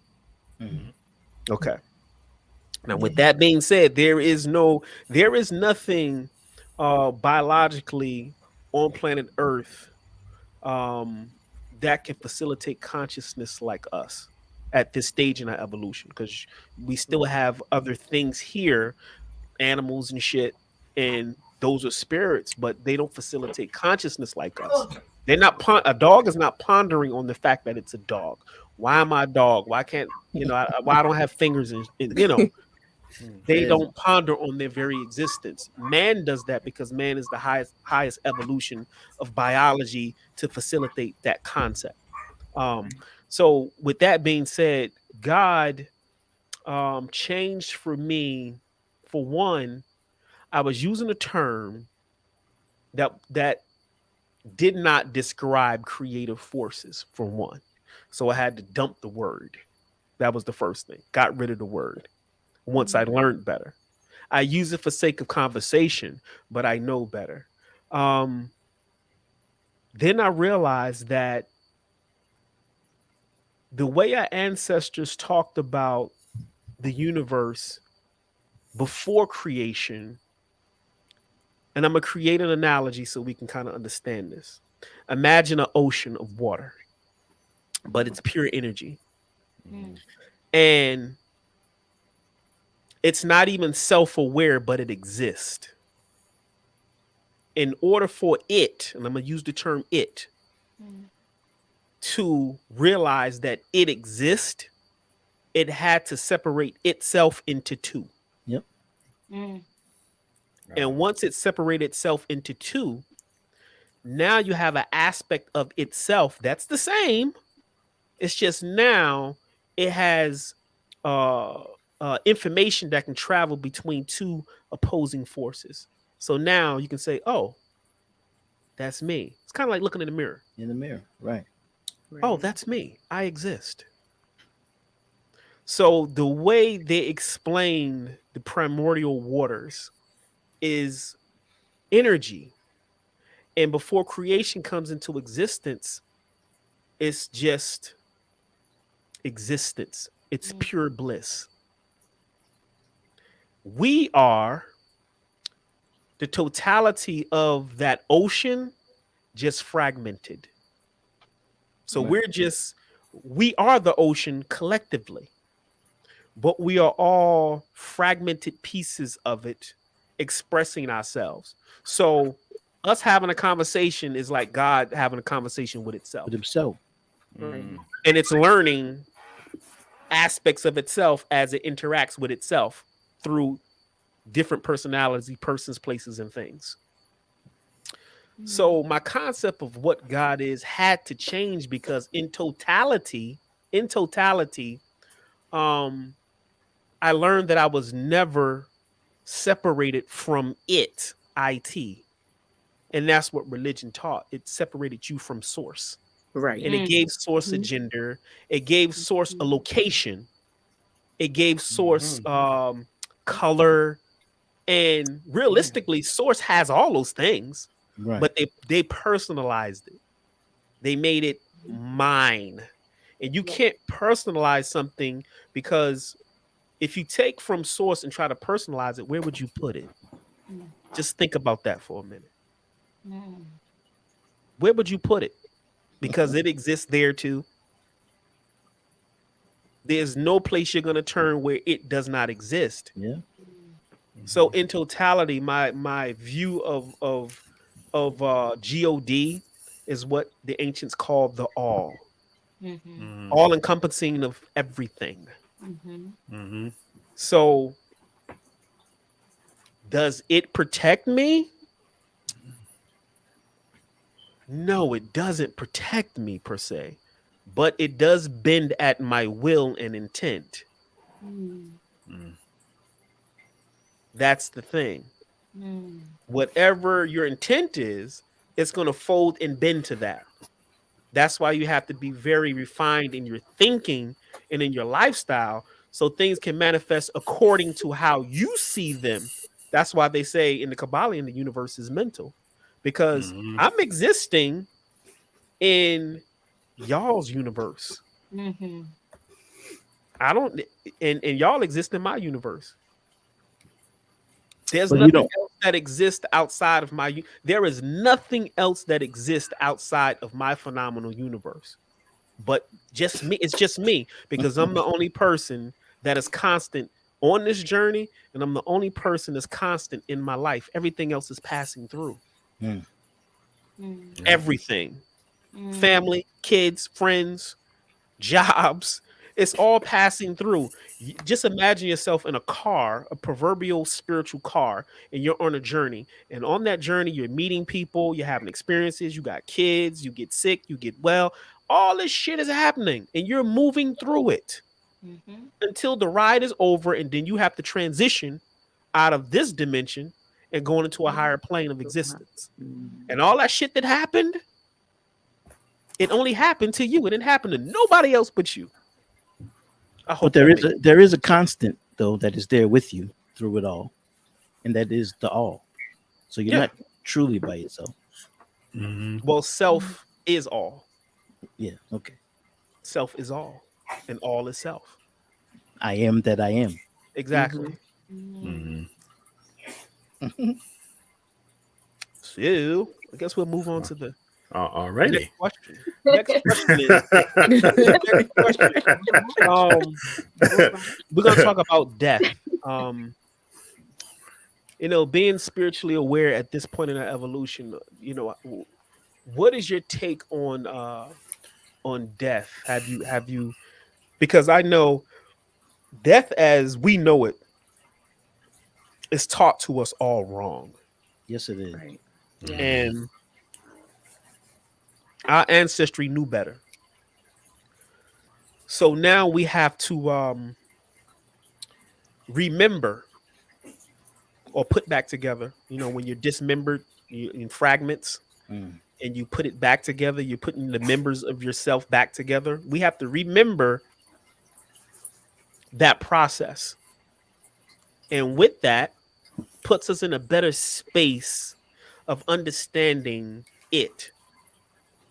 The universe wastes nothing. And I think the reason why we have ultimate grief when death occurs is because of our relationship with death. We have a very poor relationship with transition because death technically does not exist.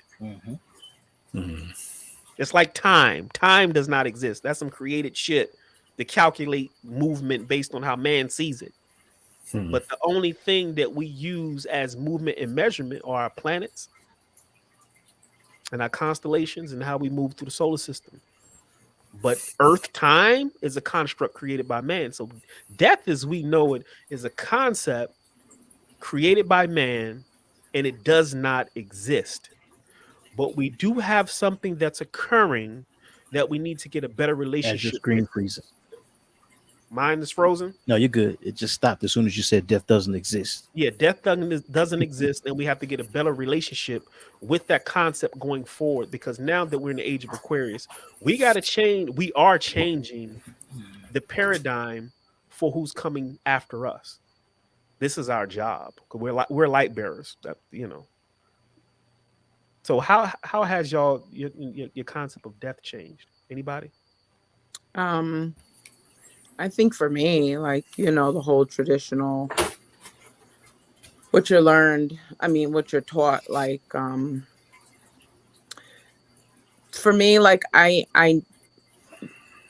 know now that this is a capsule, and once I transition out of here, it is what it is. Like, I don't want my children to bury me. I don't want,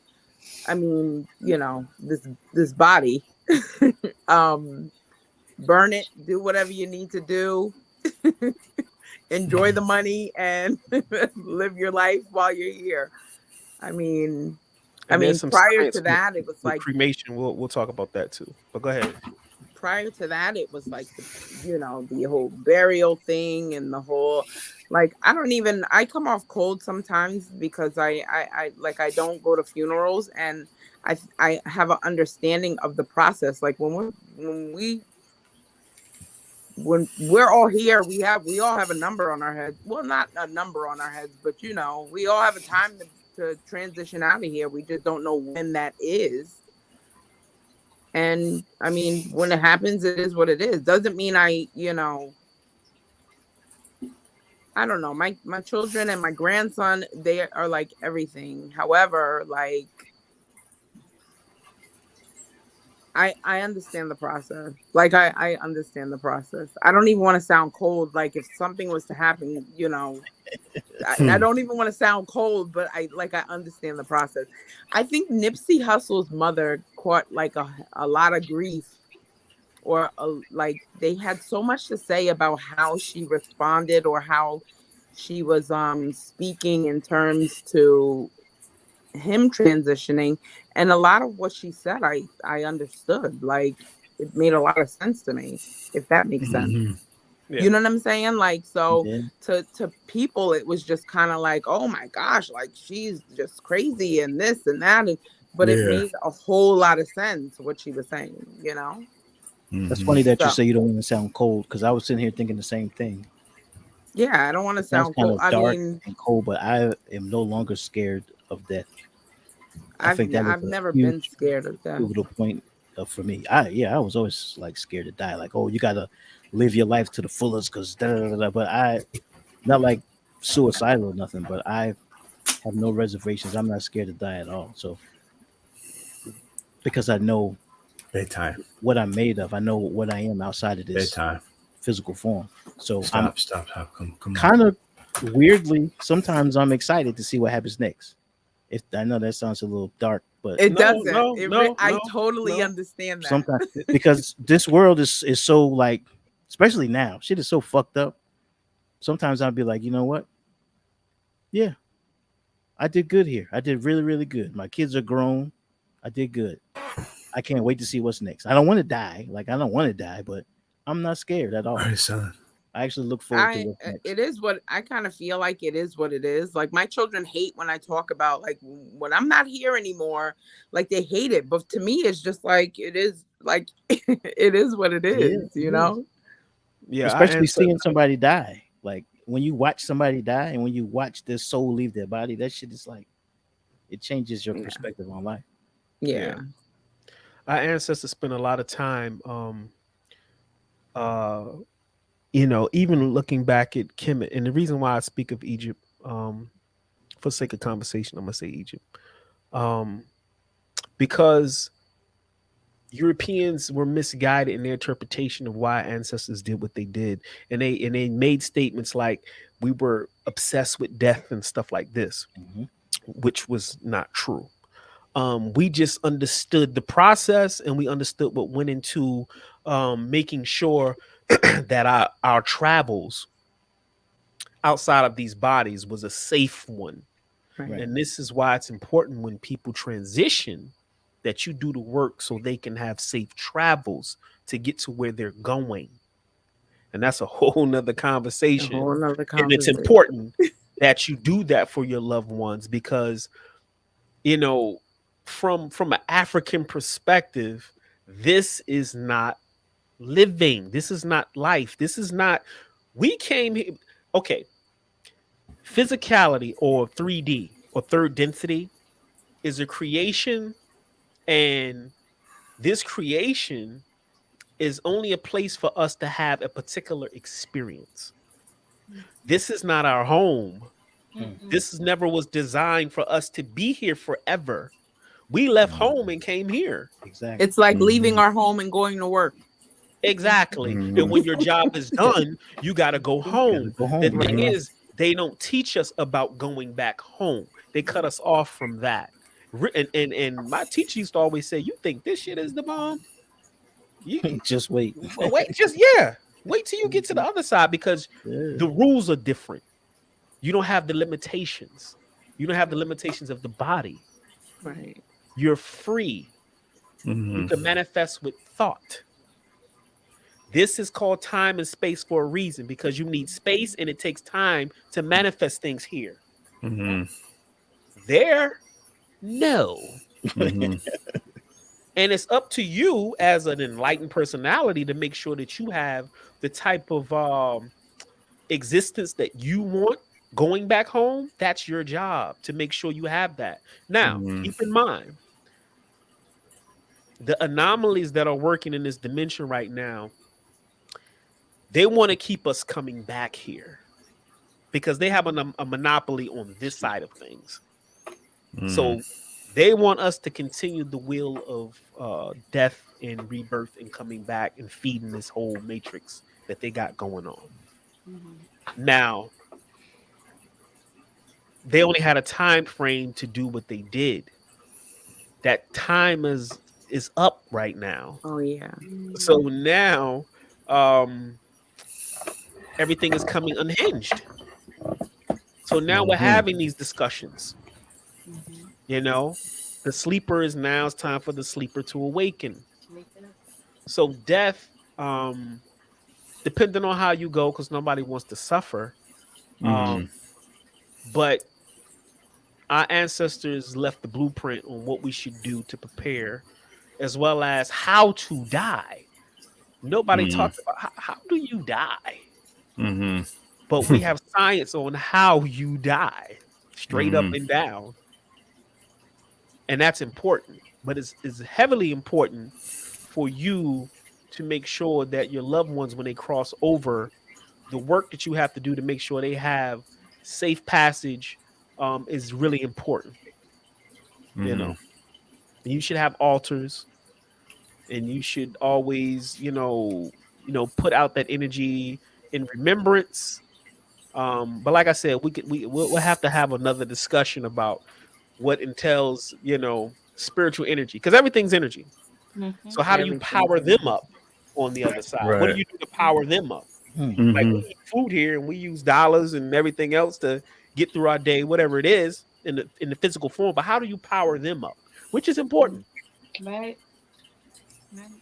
And that helps them on their journey, as well as this gives them the power they need to help your black ass. Yeah. Yep. So, Absolutely right. and this is why religion had its run, and it has its place.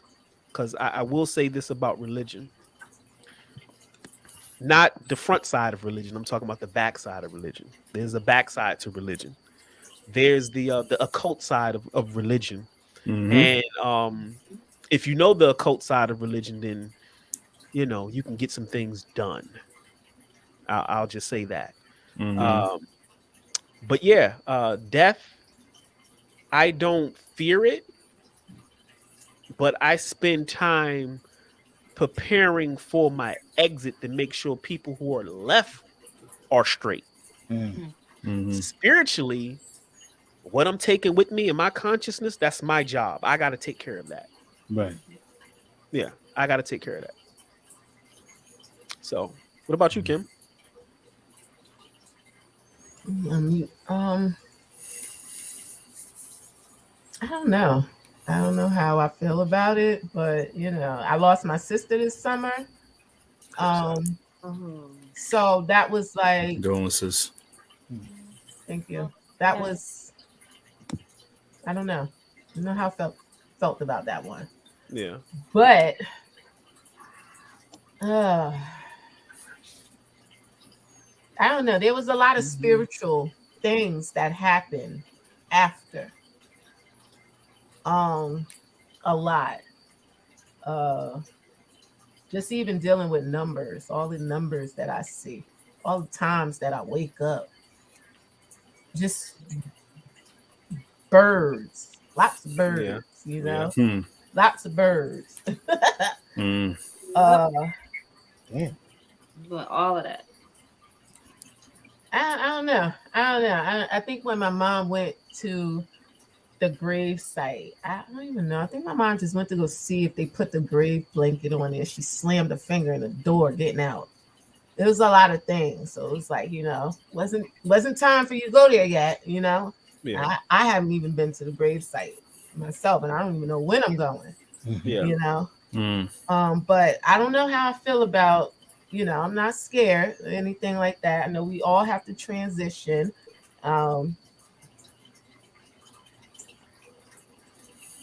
But I don't know. When I lost my sister, that was something, way different for me. Yeah. Way different. That's understandable. Yeah. You have to give your emotions their just due. That's right. And that's part of just being in a body and being physical. We're compassionate by nature, so that's understandable. What about you, Dave? I mean, I've always had a curiosity about death from the time I was a kid, and that's never left. Like what happens when you take your last breath? Where do you go? What type of journey you're going to be on? And the curiosity, believe it or not, has been stronger the older I've gotten. And I think, and it also, for me, it also has to come down to my legacy, I guess.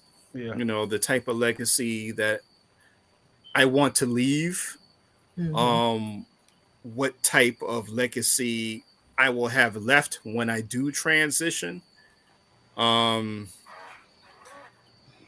I afraid of dying? I don't know.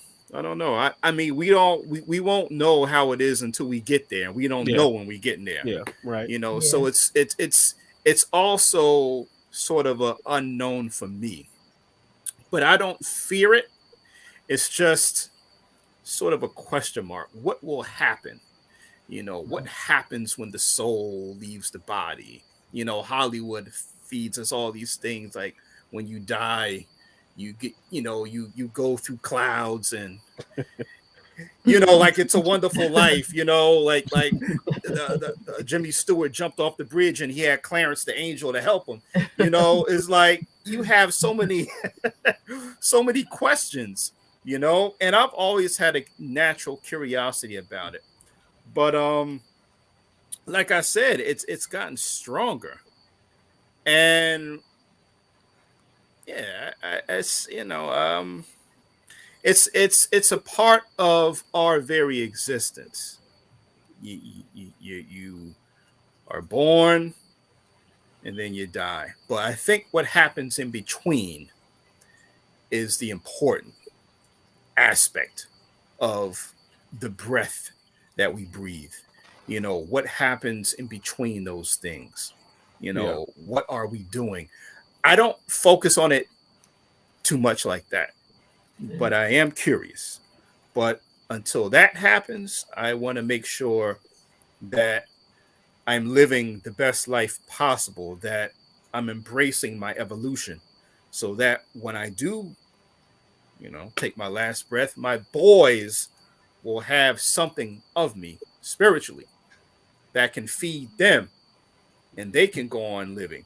Yeah. And when they have parents, and the whole generational thing.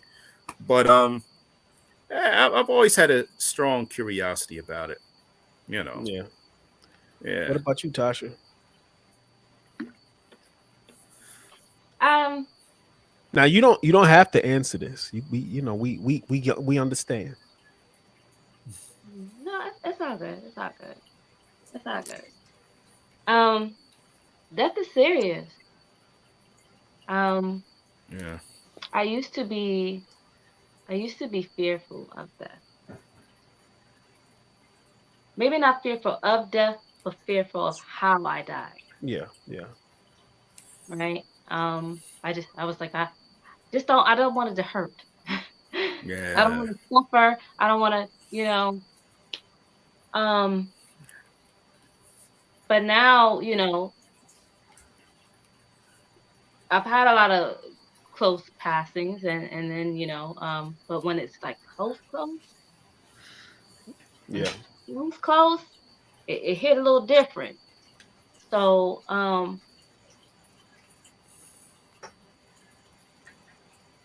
it's going to sound crazy, but it's going to sound crazy. It's going to sound crazy. Because even though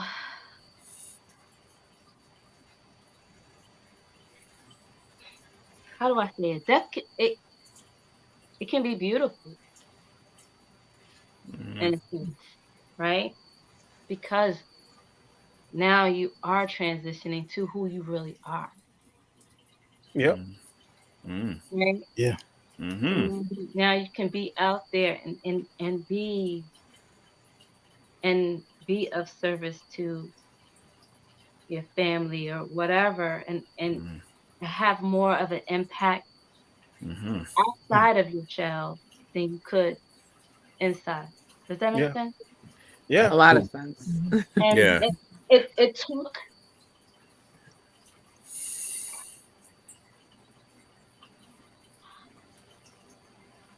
it's yeah. I'm just gonna. Yeah, we get it. One of the things that I wanted to add on, and this goes back to what our ancestry put in place, and Chico was talking about this earlier. I elaborated on it slightly. Is astral projection. Astral projection is an ability that was given to us by source, right? And it's something to be mastered because it gives you an experience outside of the body to let you know that you are not the body. And once you master that and have a good relationship with leaving the body, death is, you don't fear that anymore because you know definitively with proof, like my teacher said, you have to go experience it and come back. So the thing is, when you learn how to astral project, that means you're learning how to leave the physical body, the real you, leave the physical body, and know definitively that you are not the body, and you can travel on and interact with whomever that's in that plane or on that dimension and come back. So death is like, at this point, once you have those experiences, you're like, okay, how will I go? But I know for a fact that I'm gonna live outside the body. To know that and to believe it is two separate things. All right, so let me ask, riddle me this. I'm sorry. After the passing of Shango and everything, like even with recently, I've been having, I don't know if they're dreams or like I keep, like I'm out, right? I'm not me. I don't see me, but I see everybody else. I see like space. And it's like I keep trying to get out of the world, right? Out into space. But I'm like trapped. I feel like we're in a globe, like you're in like the snow globe. Yeah. I feel like I'm trying to get out of this, like out of the snow globe, but I'm looking down, like and out there. I see the space. And I'm trying to get out, but I can't. Or and then one time I was out trying to get back in. Okay. Mhm. So would that be considered? Am I floating out there, or am I just wanting it so bad to be free from this shell that I dream about being out there? Well, the thing about astral projection happens in real time. Mm-hmm. So at 8 o'clock, if I lay down and I'm on the threshold of being awake and being asleep, and I astral project, Mm-hmm. in real time at 8 o'clock, I can see myself laying there, which means I can walk through my house and see what everybody's doing in real time, but they can't see me. Okay. I know what you're eating. I know what kind of clothes you got on. I know who you're talking to. Right. Everything. And then once I Ooh, zip chills. back in, I can come back and tell you, hey, I saw you doing such and such. Mm. So you have lucid dreaming, you have astral projection, Mm-hmm. and then you got regular dreaming, which Right. can be just a collage of things that are imprinted on our subconscious mind. Mm-hmm. So I can't tell you what that is. Only you can decipher that. But I can Right. give you the different degrees and experiences on some key points so you can know definitively what may be occurring. But astral projection, Yeah, I've done that. yeah, it's I've astral projected and saw classmates. I ain't gonna front. I've seen people straight up. Mhm. But when I saw classmates, they were having issues in the astral plane, and I've helped them.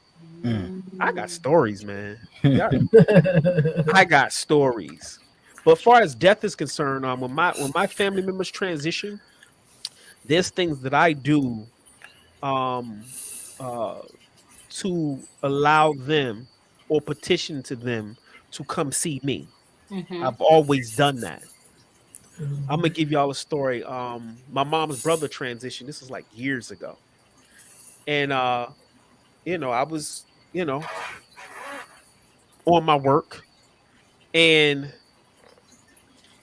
I had put his picture on my altar, and I had already had a conversation with him at the body. I mean, I viewed the body and all that at the hospital, and I was waiting for him to come through, but it took him a while. Some come through quick, and some it takes them a while. And here's the funny thing about altars and energy. Okay. One night I got up in the middle of the night, and I wanted a peanut butter sandwich, which I don't eat.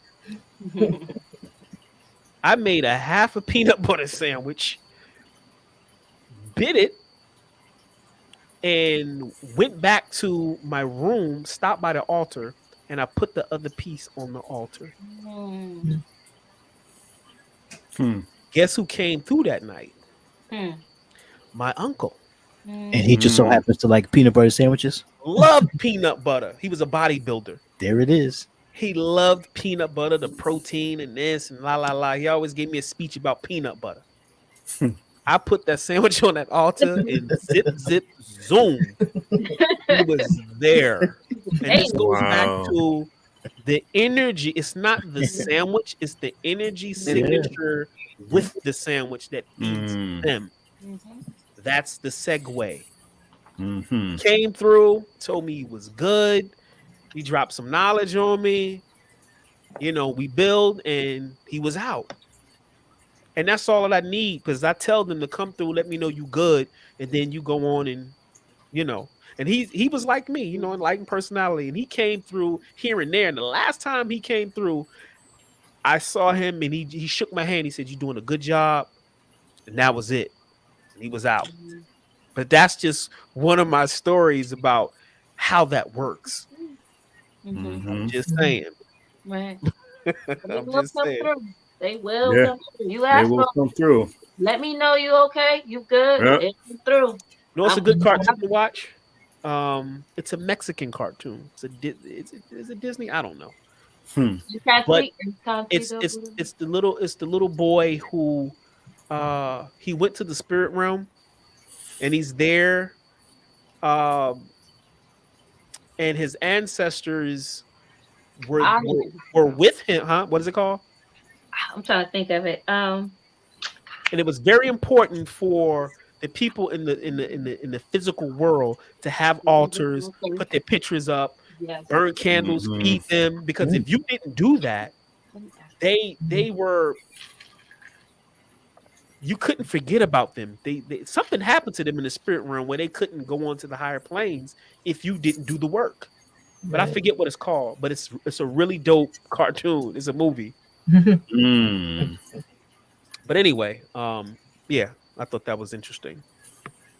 Is there anything anybody wants to share? Because I said I wanted to have a segment where we can ask each other questions and you know, and kind of like, you know, some Q&A, maybe ask me something, ask anybody on the panel something that you might want to know before we I sometimes wish that everybody stumbled upon this spiritual thing when they were young, because you talk about astral projection and stuff like that. As we stand today, I can't even meditate. Like I'm so far removed from myself. But when I was younger, I think we forget how much the physical body does play a part in the spiritual realm, especially getting in touch with the spiritual realm. So not even thinking about it, I could do that. Just sitting, like laying in the bed right before you go to sleep. I would slip into that space, yeah. not knowing Mhm. what I was doing, not doing it on purpose. And Mhm. literally be above myself, like Dre said, walking around my room, like looking at my records, like this shit was wild. Yeah. But I had no idea what I was doing. But now, knowing and understanding what that was, today I can't do it Oh, because I was I'm just sitting here, talking about that, Chico. I'm overweight, I I got was, diabetes. Like there's so much shit that you don't think about as in terms of this physical body. Like it's a vessel, and it is very Mhm. important that you keep this vessel up to par so that you can attain those other spiritual blessings. Yeah. Because we talk about that right now. Yeah, Like I that's really what I'm working on now. sit there and meditate, and I want to have those experiences that I had when I Yeah. didn't know what they were, because now I know what they are, and I can Yeah. appreciate them more now, and I can explore them. Like, but I can't do it now. Like, it's not, Yeah. my physical body is preventing me Mhm. from. Yeah, let me elaborate on that. Question was asked. Do you need to be, you know, you have some paths that require you to be like a vegetarian and stuff like that, and it's all connected to, you know, it's almost like a prerequisite to this particular spiritual path that you have to be a vegetarian. You can't eat meat. You got to eat this. You got to eat that. Blah blah blah. Um, the way it was explained to me is that diet is not a prerequisite for enlightenment, Yeah. Right. Mhm. Mhm. but diet plays a part in how your, I call it spiritual Wi-Fi. Mhm. Diet Mm. plays a part in how your spiritual Wi-Fi signal gets broadcast. Yep. So your diet can diminish your signal. It doesn't cut it off until you transition, but it doesn't cut it off, but it diminishes the signal down so far where certain things you were able to do when the signal was strong, you Right. can't do anymore. That makes That's sense. why diet is important, but diet is not required for you to reach enlightenment or be, you know, however you want to be on the spiritual pole. It's just simply saying, hey, in order for me to be a really good conduit for the energy, it requires X, Y, and Z. Mm. And a Let me tell good you what thing, else is deep about that, real quick. Um, my locks, right? You talk about connection. Um, the Rastas used to tell me, like, they would pull me over. Where you growing your locks from your head or from your heart? Like little shit like Mm. that I ignored, and they are literal antennas. yeah, Like, they are literal antennas. So you talk about health, and it's so many different things that you can attribute to a connection. I definitely felt a spiritual disconnection as soon as I cut my hair, like 1000%. That shit, and it's so crazy that you say that because there is Wow. literally, they were literal antennas Yeah. for You're me the to my spirit realm. you're the second person I in my life, like in this. You're the second person I've heard say that. And you got to remember, I had Wow. for 30 years of my life, I had locks. You know what I'm saying? Mhm. So, and just being around like the Rastas and different people, they start to instill different values in them, and then I took those values and attributed to my spirituality. I'm not necessarily a Rastafarian in the same way you Right. guys may have left Christianity, but I took those values from all those different religions, all those cultures to make me a better me, to make myself better. And I didn't realize until they were gone how strong of a connection the my locks gave me to uh, almost like another plane. Yeah. Wow. I heard that too. I've heard that too. I've heard that too. Like, don't like you shouldn't let people touch your hair or Mhm. and be careful when you're putting in, I guess, like leaves or whatever cleans. I don't know. I've heard that your hair is like you said, your antenna.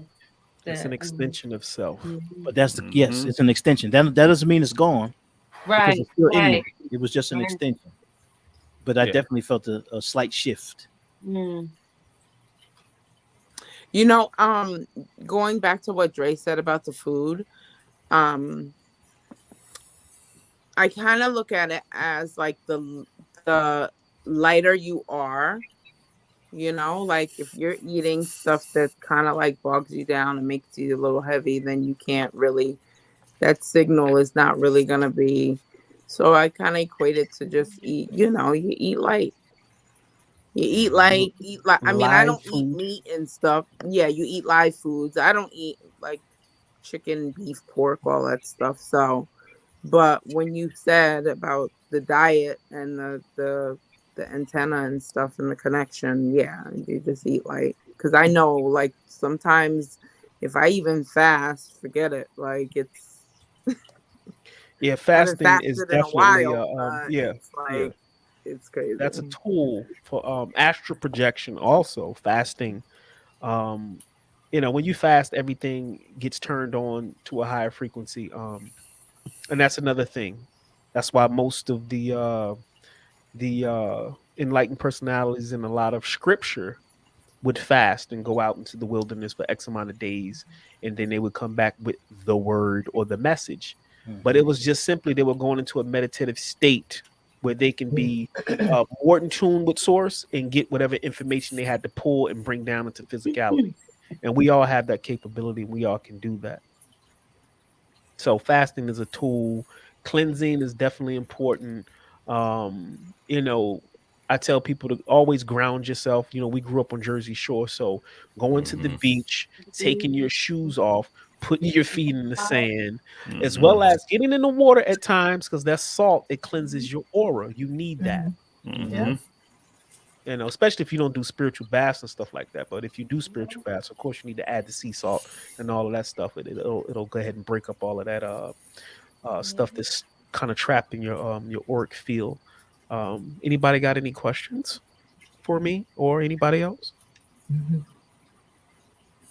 No questions. No question. No questions, man. What? I do want to say thank you for I'll the be invite. looking for questions, boy. No, but I want to say thank you for the invite. I thoroughly enjoyed the conversation. I thoroughly enjoyed the panel and everybody, and it was great seeing all of you guys again. And Yes, it was. Same here. Yes, it was. it's refreshing, like you see, to find your tribe, your people, right? And you can have these conversations openly without fear, Mm-hmm. without hesitation. So yeah. I always got questions, but I don't want to beat y'all in the head. Ask one, Chico. Go ahead. No, Ask. questions are good. Um, Questions are good. That's how ask people one. learn too. How Yeah. do you, just for I'm just Dre, here to learn. well, any of y'all, how do you think studying the occult helped you on your spiritual journey? Do you think it helped or hindered your travels? It's funny because I had an occult question in here, but I didn't ask it Mhm. because I don't know if everybody's uh, familiar. Mhm. And keep in mind the term occult It's pretty generic. is Mhm. hidden knowledge Yeah. in a nutshell. But yeah, it has helped me. If I had to give a number, a percentage, I'm gonna say 50%, because the first 50% entailed learning my history, um, going through the phase of identifying with culture, because I had locks Mhm. twice. I used to dress really different, especially when I was going through my initiations. What you mean? Life, um, I wore a lot of princely robes and things, man. I was the handsome guy that looked like a genie. I was You're dressed that guy, like straight up. a Moor from ancient Spain. Something similar. Something similar. Hey, listen, you gotta do what you gotta do, man. Whatever Yeah. gets you there. Yeah. Right. So I went through those phases, and Right.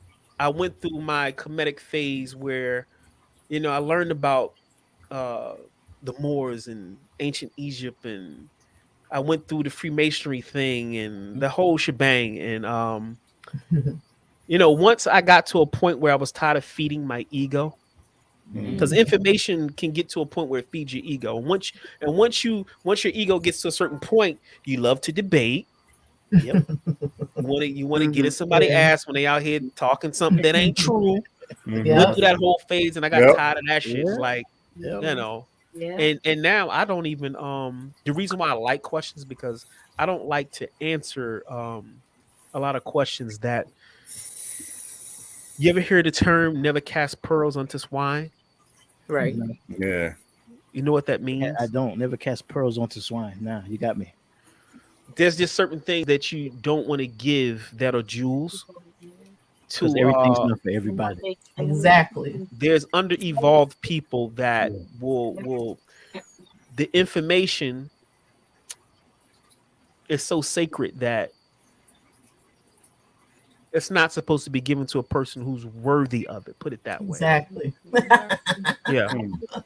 But so Oh, that's a good one. So- And it will cause more harm than good for them. Been good. Yeah. Yes. Mhm. okay, I got you. I was gonna say, a lot of times though, when you present that information, if it's not meant for that person, then it falls on deaf ears. But I can also see where it could cause more harm than good. But a lot of It cause times more harm than good. Yeah. it'll go right over their head if it's not for them. In certain situations, And- you're right, yeah. that could happen. I remember my teacher, he wouldn't one of my teachers, I've had many, he wouldn't answer certain questions because he knew that the information would cause more harm than good. And as students, you want to ask the most outlandish shit. and you want to answer for it. A lot of times And- you're not ready for the answer. Right. Right. And he wouldn't answer it. And he had to explain, I'm not being an asshole. Right. I hear you. Right. You're not ready for that. Right. Mhm. You're just not ready. Right. But I can identify with your 50% thing, because with me, I had to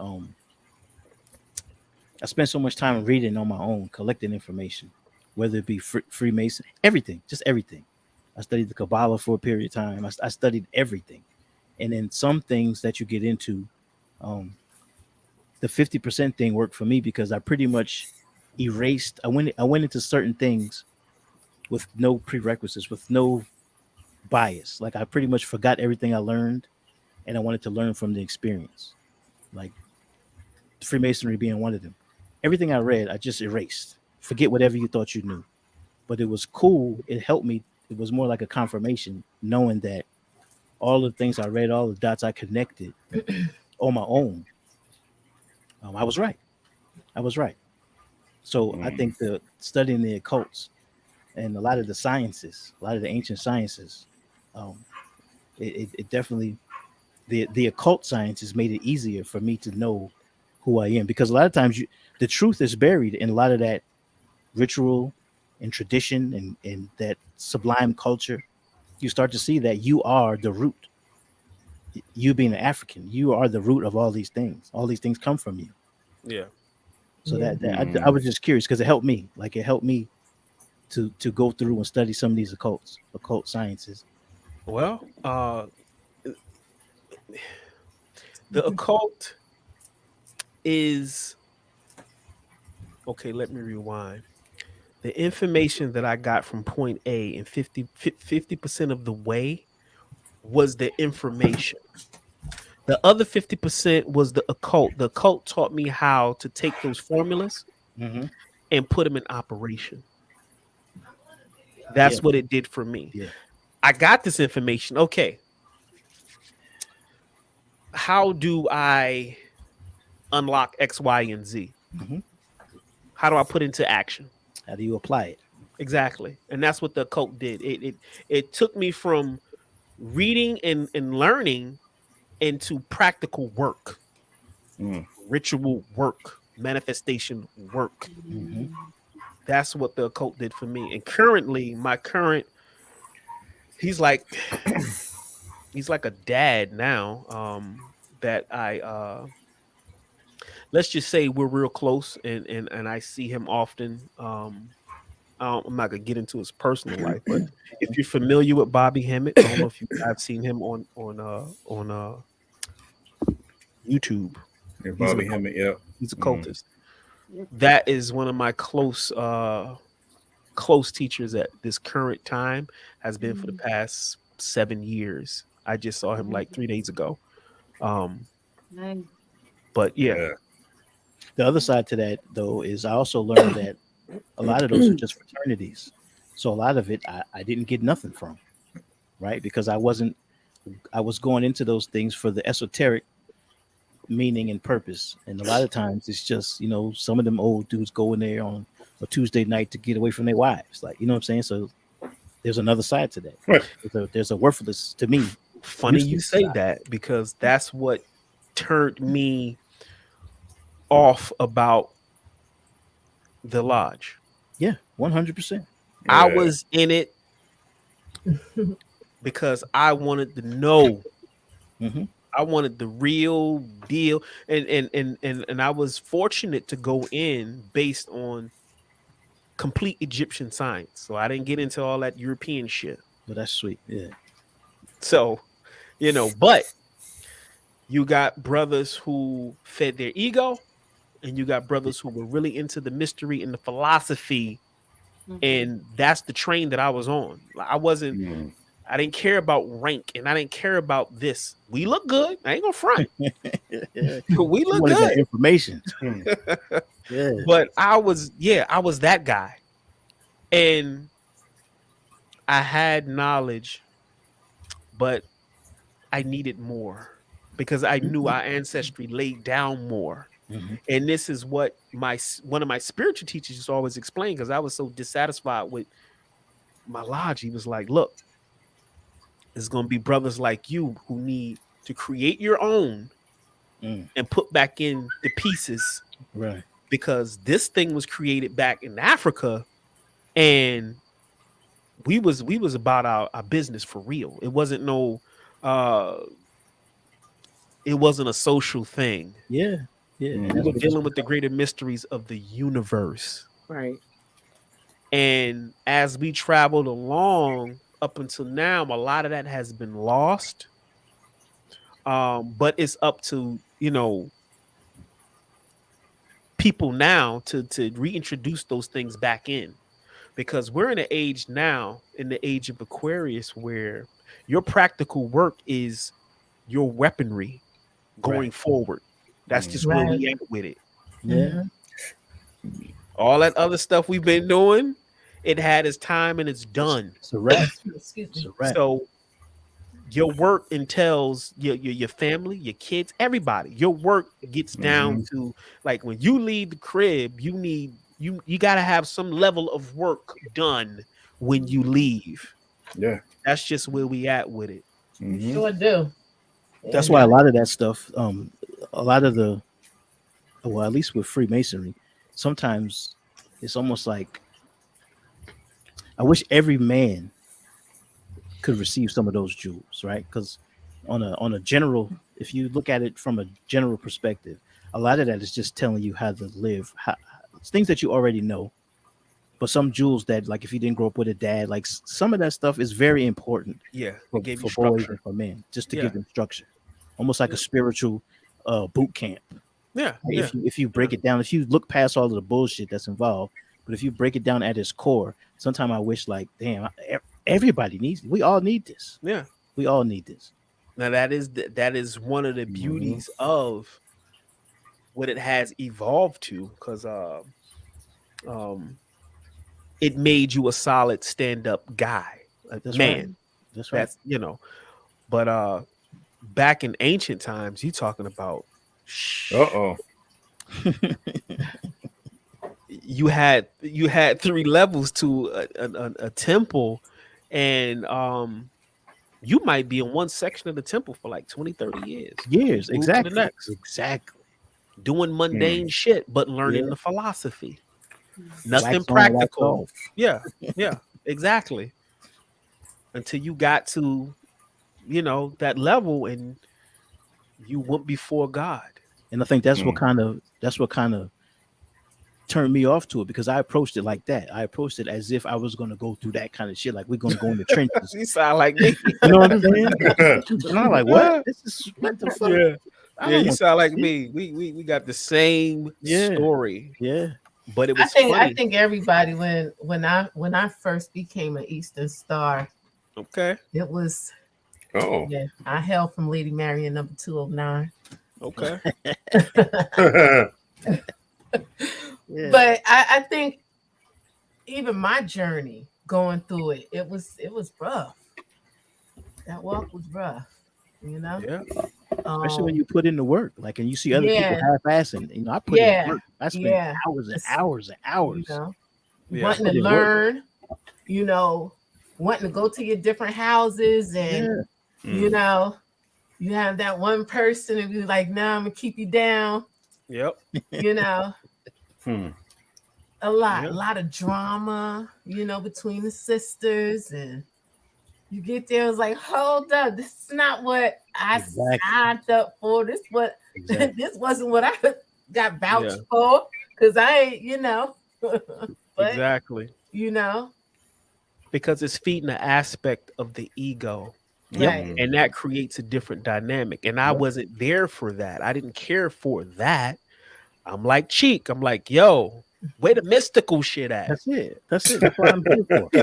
I'm here for all the shit I've been reading. Everything I've been reading about. Give it to me. Where it's at. Yeah. And that's what led me on to my next level of Kemetic philosophy when I got into Shatat Netter. Then I got into the mystical aspect of it with my next teacher after that. And that's when it went full circle. And then once that went full circle, that's when the occult came in. And then because the occult to me is like, it's like your African / urban / old auntie / it's all of that grassroots, right. Familiar. I ain't got to go back in ancient time stuff, but stuff that I'm dealing with here and now. Simple salt. I'm just gonna say salt. How does that play a part? And that's what the occult did for me. It took everyday things and made it simple for me, because everything is magical in essence. It's energy in essence. Yeah, everything. Yeah. So the question is, how are you manipulating it into your favor? To your favor, exactly.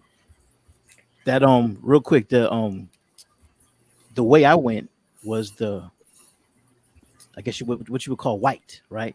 Because in my mind, I want to know, like, what are y'all holding? Like, what secrets do y'all have that we don't have? I didn't want to do like the whole Prince Hall thing, because I'm black. That's what black people do. We do that. I want to know white folks was hot. What are y'all doing in there? I want to know, right? And plus, I pride myself in being swift and changeable. Like, I grew up around these people, and I went to school, white people, till the 10th grade. Get me in that lies. Let me see. Let me see what it is. What are y'all holding from us? Yeah. And that's another reason that, like, I got turned off quick. Yeah. And you won't get those things until you get into the mystical aspects of what the Europeans are doing. Right. And that's not until you get to the higher degrees. Yeah, when you get into the mystical aspects of what they're doing, then you would come in contact with us Yeah. in there. But from the Mhm. jump, you will understand that they know who you are from the Oh, very yeah. beginning. Oh yeah, absolutely. Yeah. From the very beginning, you Yeah. you understand like, Absolutely. damn, they Mhm. know Yeah. exactly who you are. So that also changes your Yeah. perspective on life when you know Yeah. that you're going through life and you got somebody dangling this shit in front of you.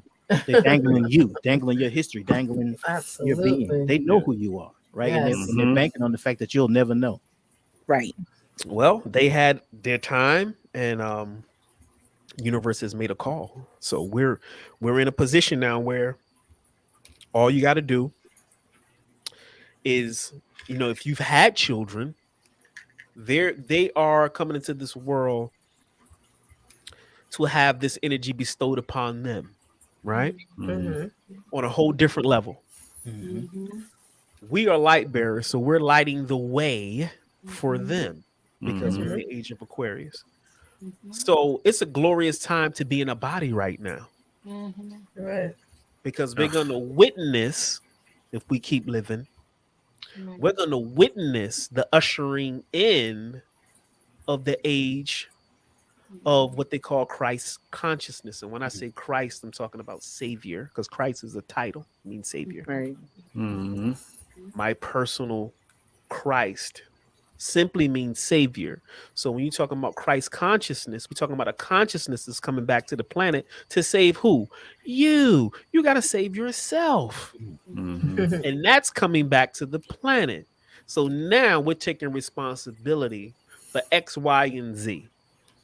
It's no more pointing the finger. You can't hide behind religion no more. We done poke holes in that shit so many times. So it's on you now. What you gonna do? And that's Right. just where we at with it. But Yep. there's still obstacles. Does There's everybody have kids? always in the gonna be room? those. We all got kids. Yeah, I do. Yeah, I do. So how have you approached the difficulty of these obstacles? TikTok, phones, like YouTube. There's so many obstacles that are standing in the way of us or of these kids receiving Mhm. the I'm gonna give you spirituality an, that we've given them. I'm gonna give you an example. Mhm. The reason why you got to do your work and you got to set up parameters for your kids. You got to be an example. You got to teach. You got to do your job. Number one. But look at it like this: they got TikTok and they got things that are distracting them for the time. Right. Look at our ancestry and what they went through. Yeah. How you gonna have to get a baby, about 5 other people, maybe 2 of the sisters in the group got kids. You got one person leading this group out of bondage through a swamp. Mhm. It's cold. They get to a small pond that they got to go through. You got to keep the babies quiet because the dogs are coming. Yeah. You got to cross the pond, and you're holding a baby. Mhm. What do you do? Mm. So you look at the situation of what they had to go through compared to what our kids gonna have to go through. Our kids would be straight. Just do your part. Mhm. Yeah, I don't know. Yeah, they'll be fine. They'll be straight, but this psychological, pretty much brainwashing is Weren't we I'm brainwashed? glad I don't have like babies because it'll be rough. It'll be rough.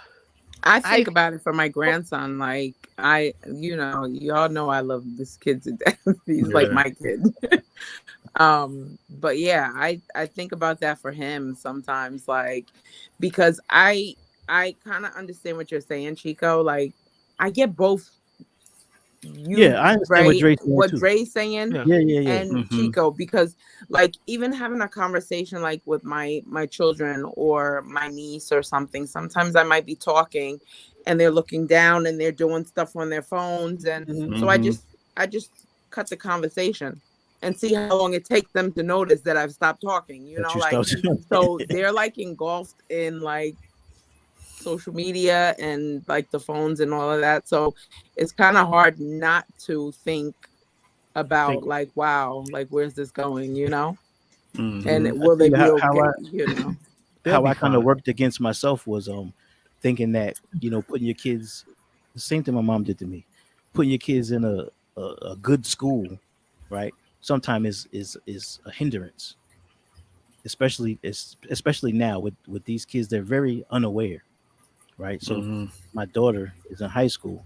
She's in a white school, and you would think that I'm her dad, like she got all the consciousness she'll ever need times 25 with me. Right. But I quickly learned, also with my son, that sometimes where we place these kids, we put them in harm's way.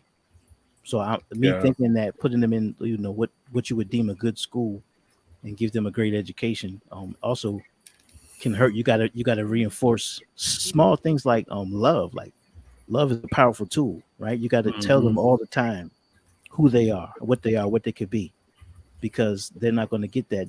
They're going to go to a place where you think they're getting a great education and a good self-worth, but they're really being chopped down slowly but surely, right? Through that white, so-called white education, they're being chopped down.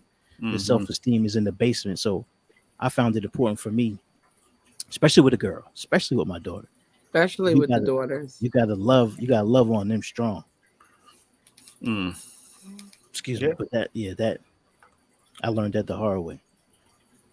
Because a lot of times, and I think because of my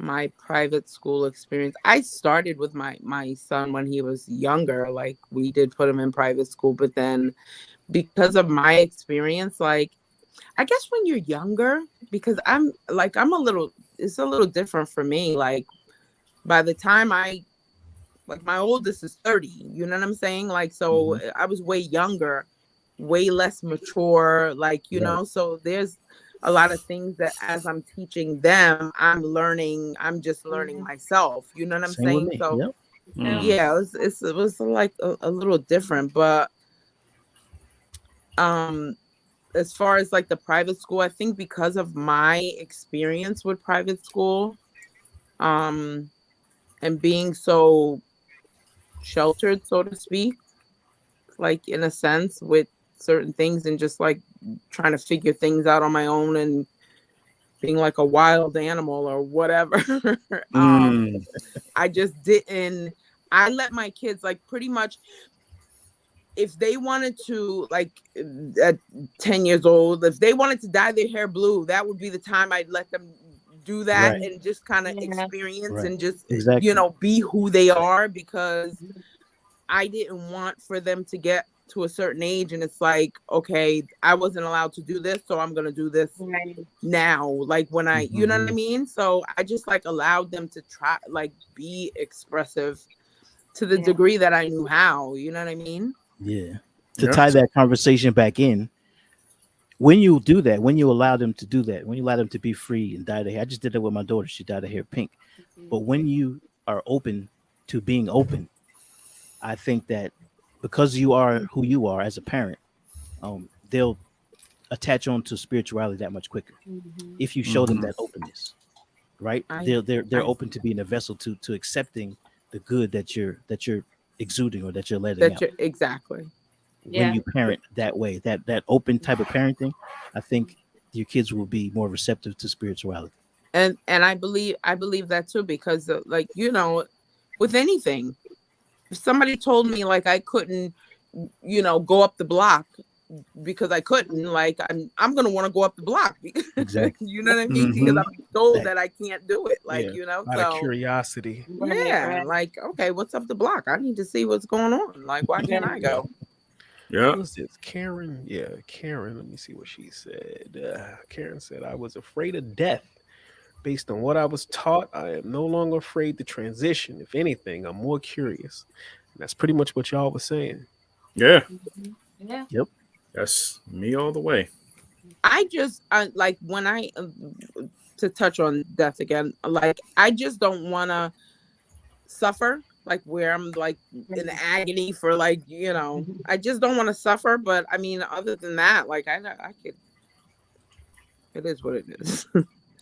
It is what it is. Yeah. And I always say this, no matter how much they mix this thing up, in the end, we win. No matter what they create, no matter how many controlled things they create for us, chemtrails, what they put in the food, blah blah blah blah blah. They've been at this thing for a minute. No matter what they do, consciousness is tumbling toward perfection. There's nothing they can do to stop that. Right. And my teacher always used to say, spend more time focusing on cultivating self. Don't spend a lot of time worrying about what they're doing. Be mindful. Don't be a fool. Be mindful. But just know where we're going and what's already going to play out. And once you know that, you don't worry too much.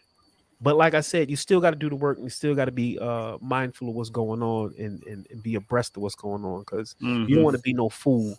But whatever these people got going on, it is going to be what it is, and we will be fine. We've always been fine. So and that goes back to the spiritual DNA that keep reiterating to throughout the evening. We've always will prevail, always, because that's in our culture, that's in our DNA. No matter what it is, we're always going to be on top anyway. It's just up to us to truly know that, because sometimes our people, they don't have a clue. No. So all right, well, people, it's been a great show. Yes. At some point maybe we can do this again and tackle another occult situation, but I appreciate everybody coming through. Sister J, Chico, Tasha, Dave, and of course Kim, who I had to fight, boy. Let me tell you. Oh my God. I said, timing is everything. Timing is everything. Yeah, that's true. Very busy. Absolutely. and I'm glad. Yeah, and I'm glad you were able to come and yes, be a part of this. We made history.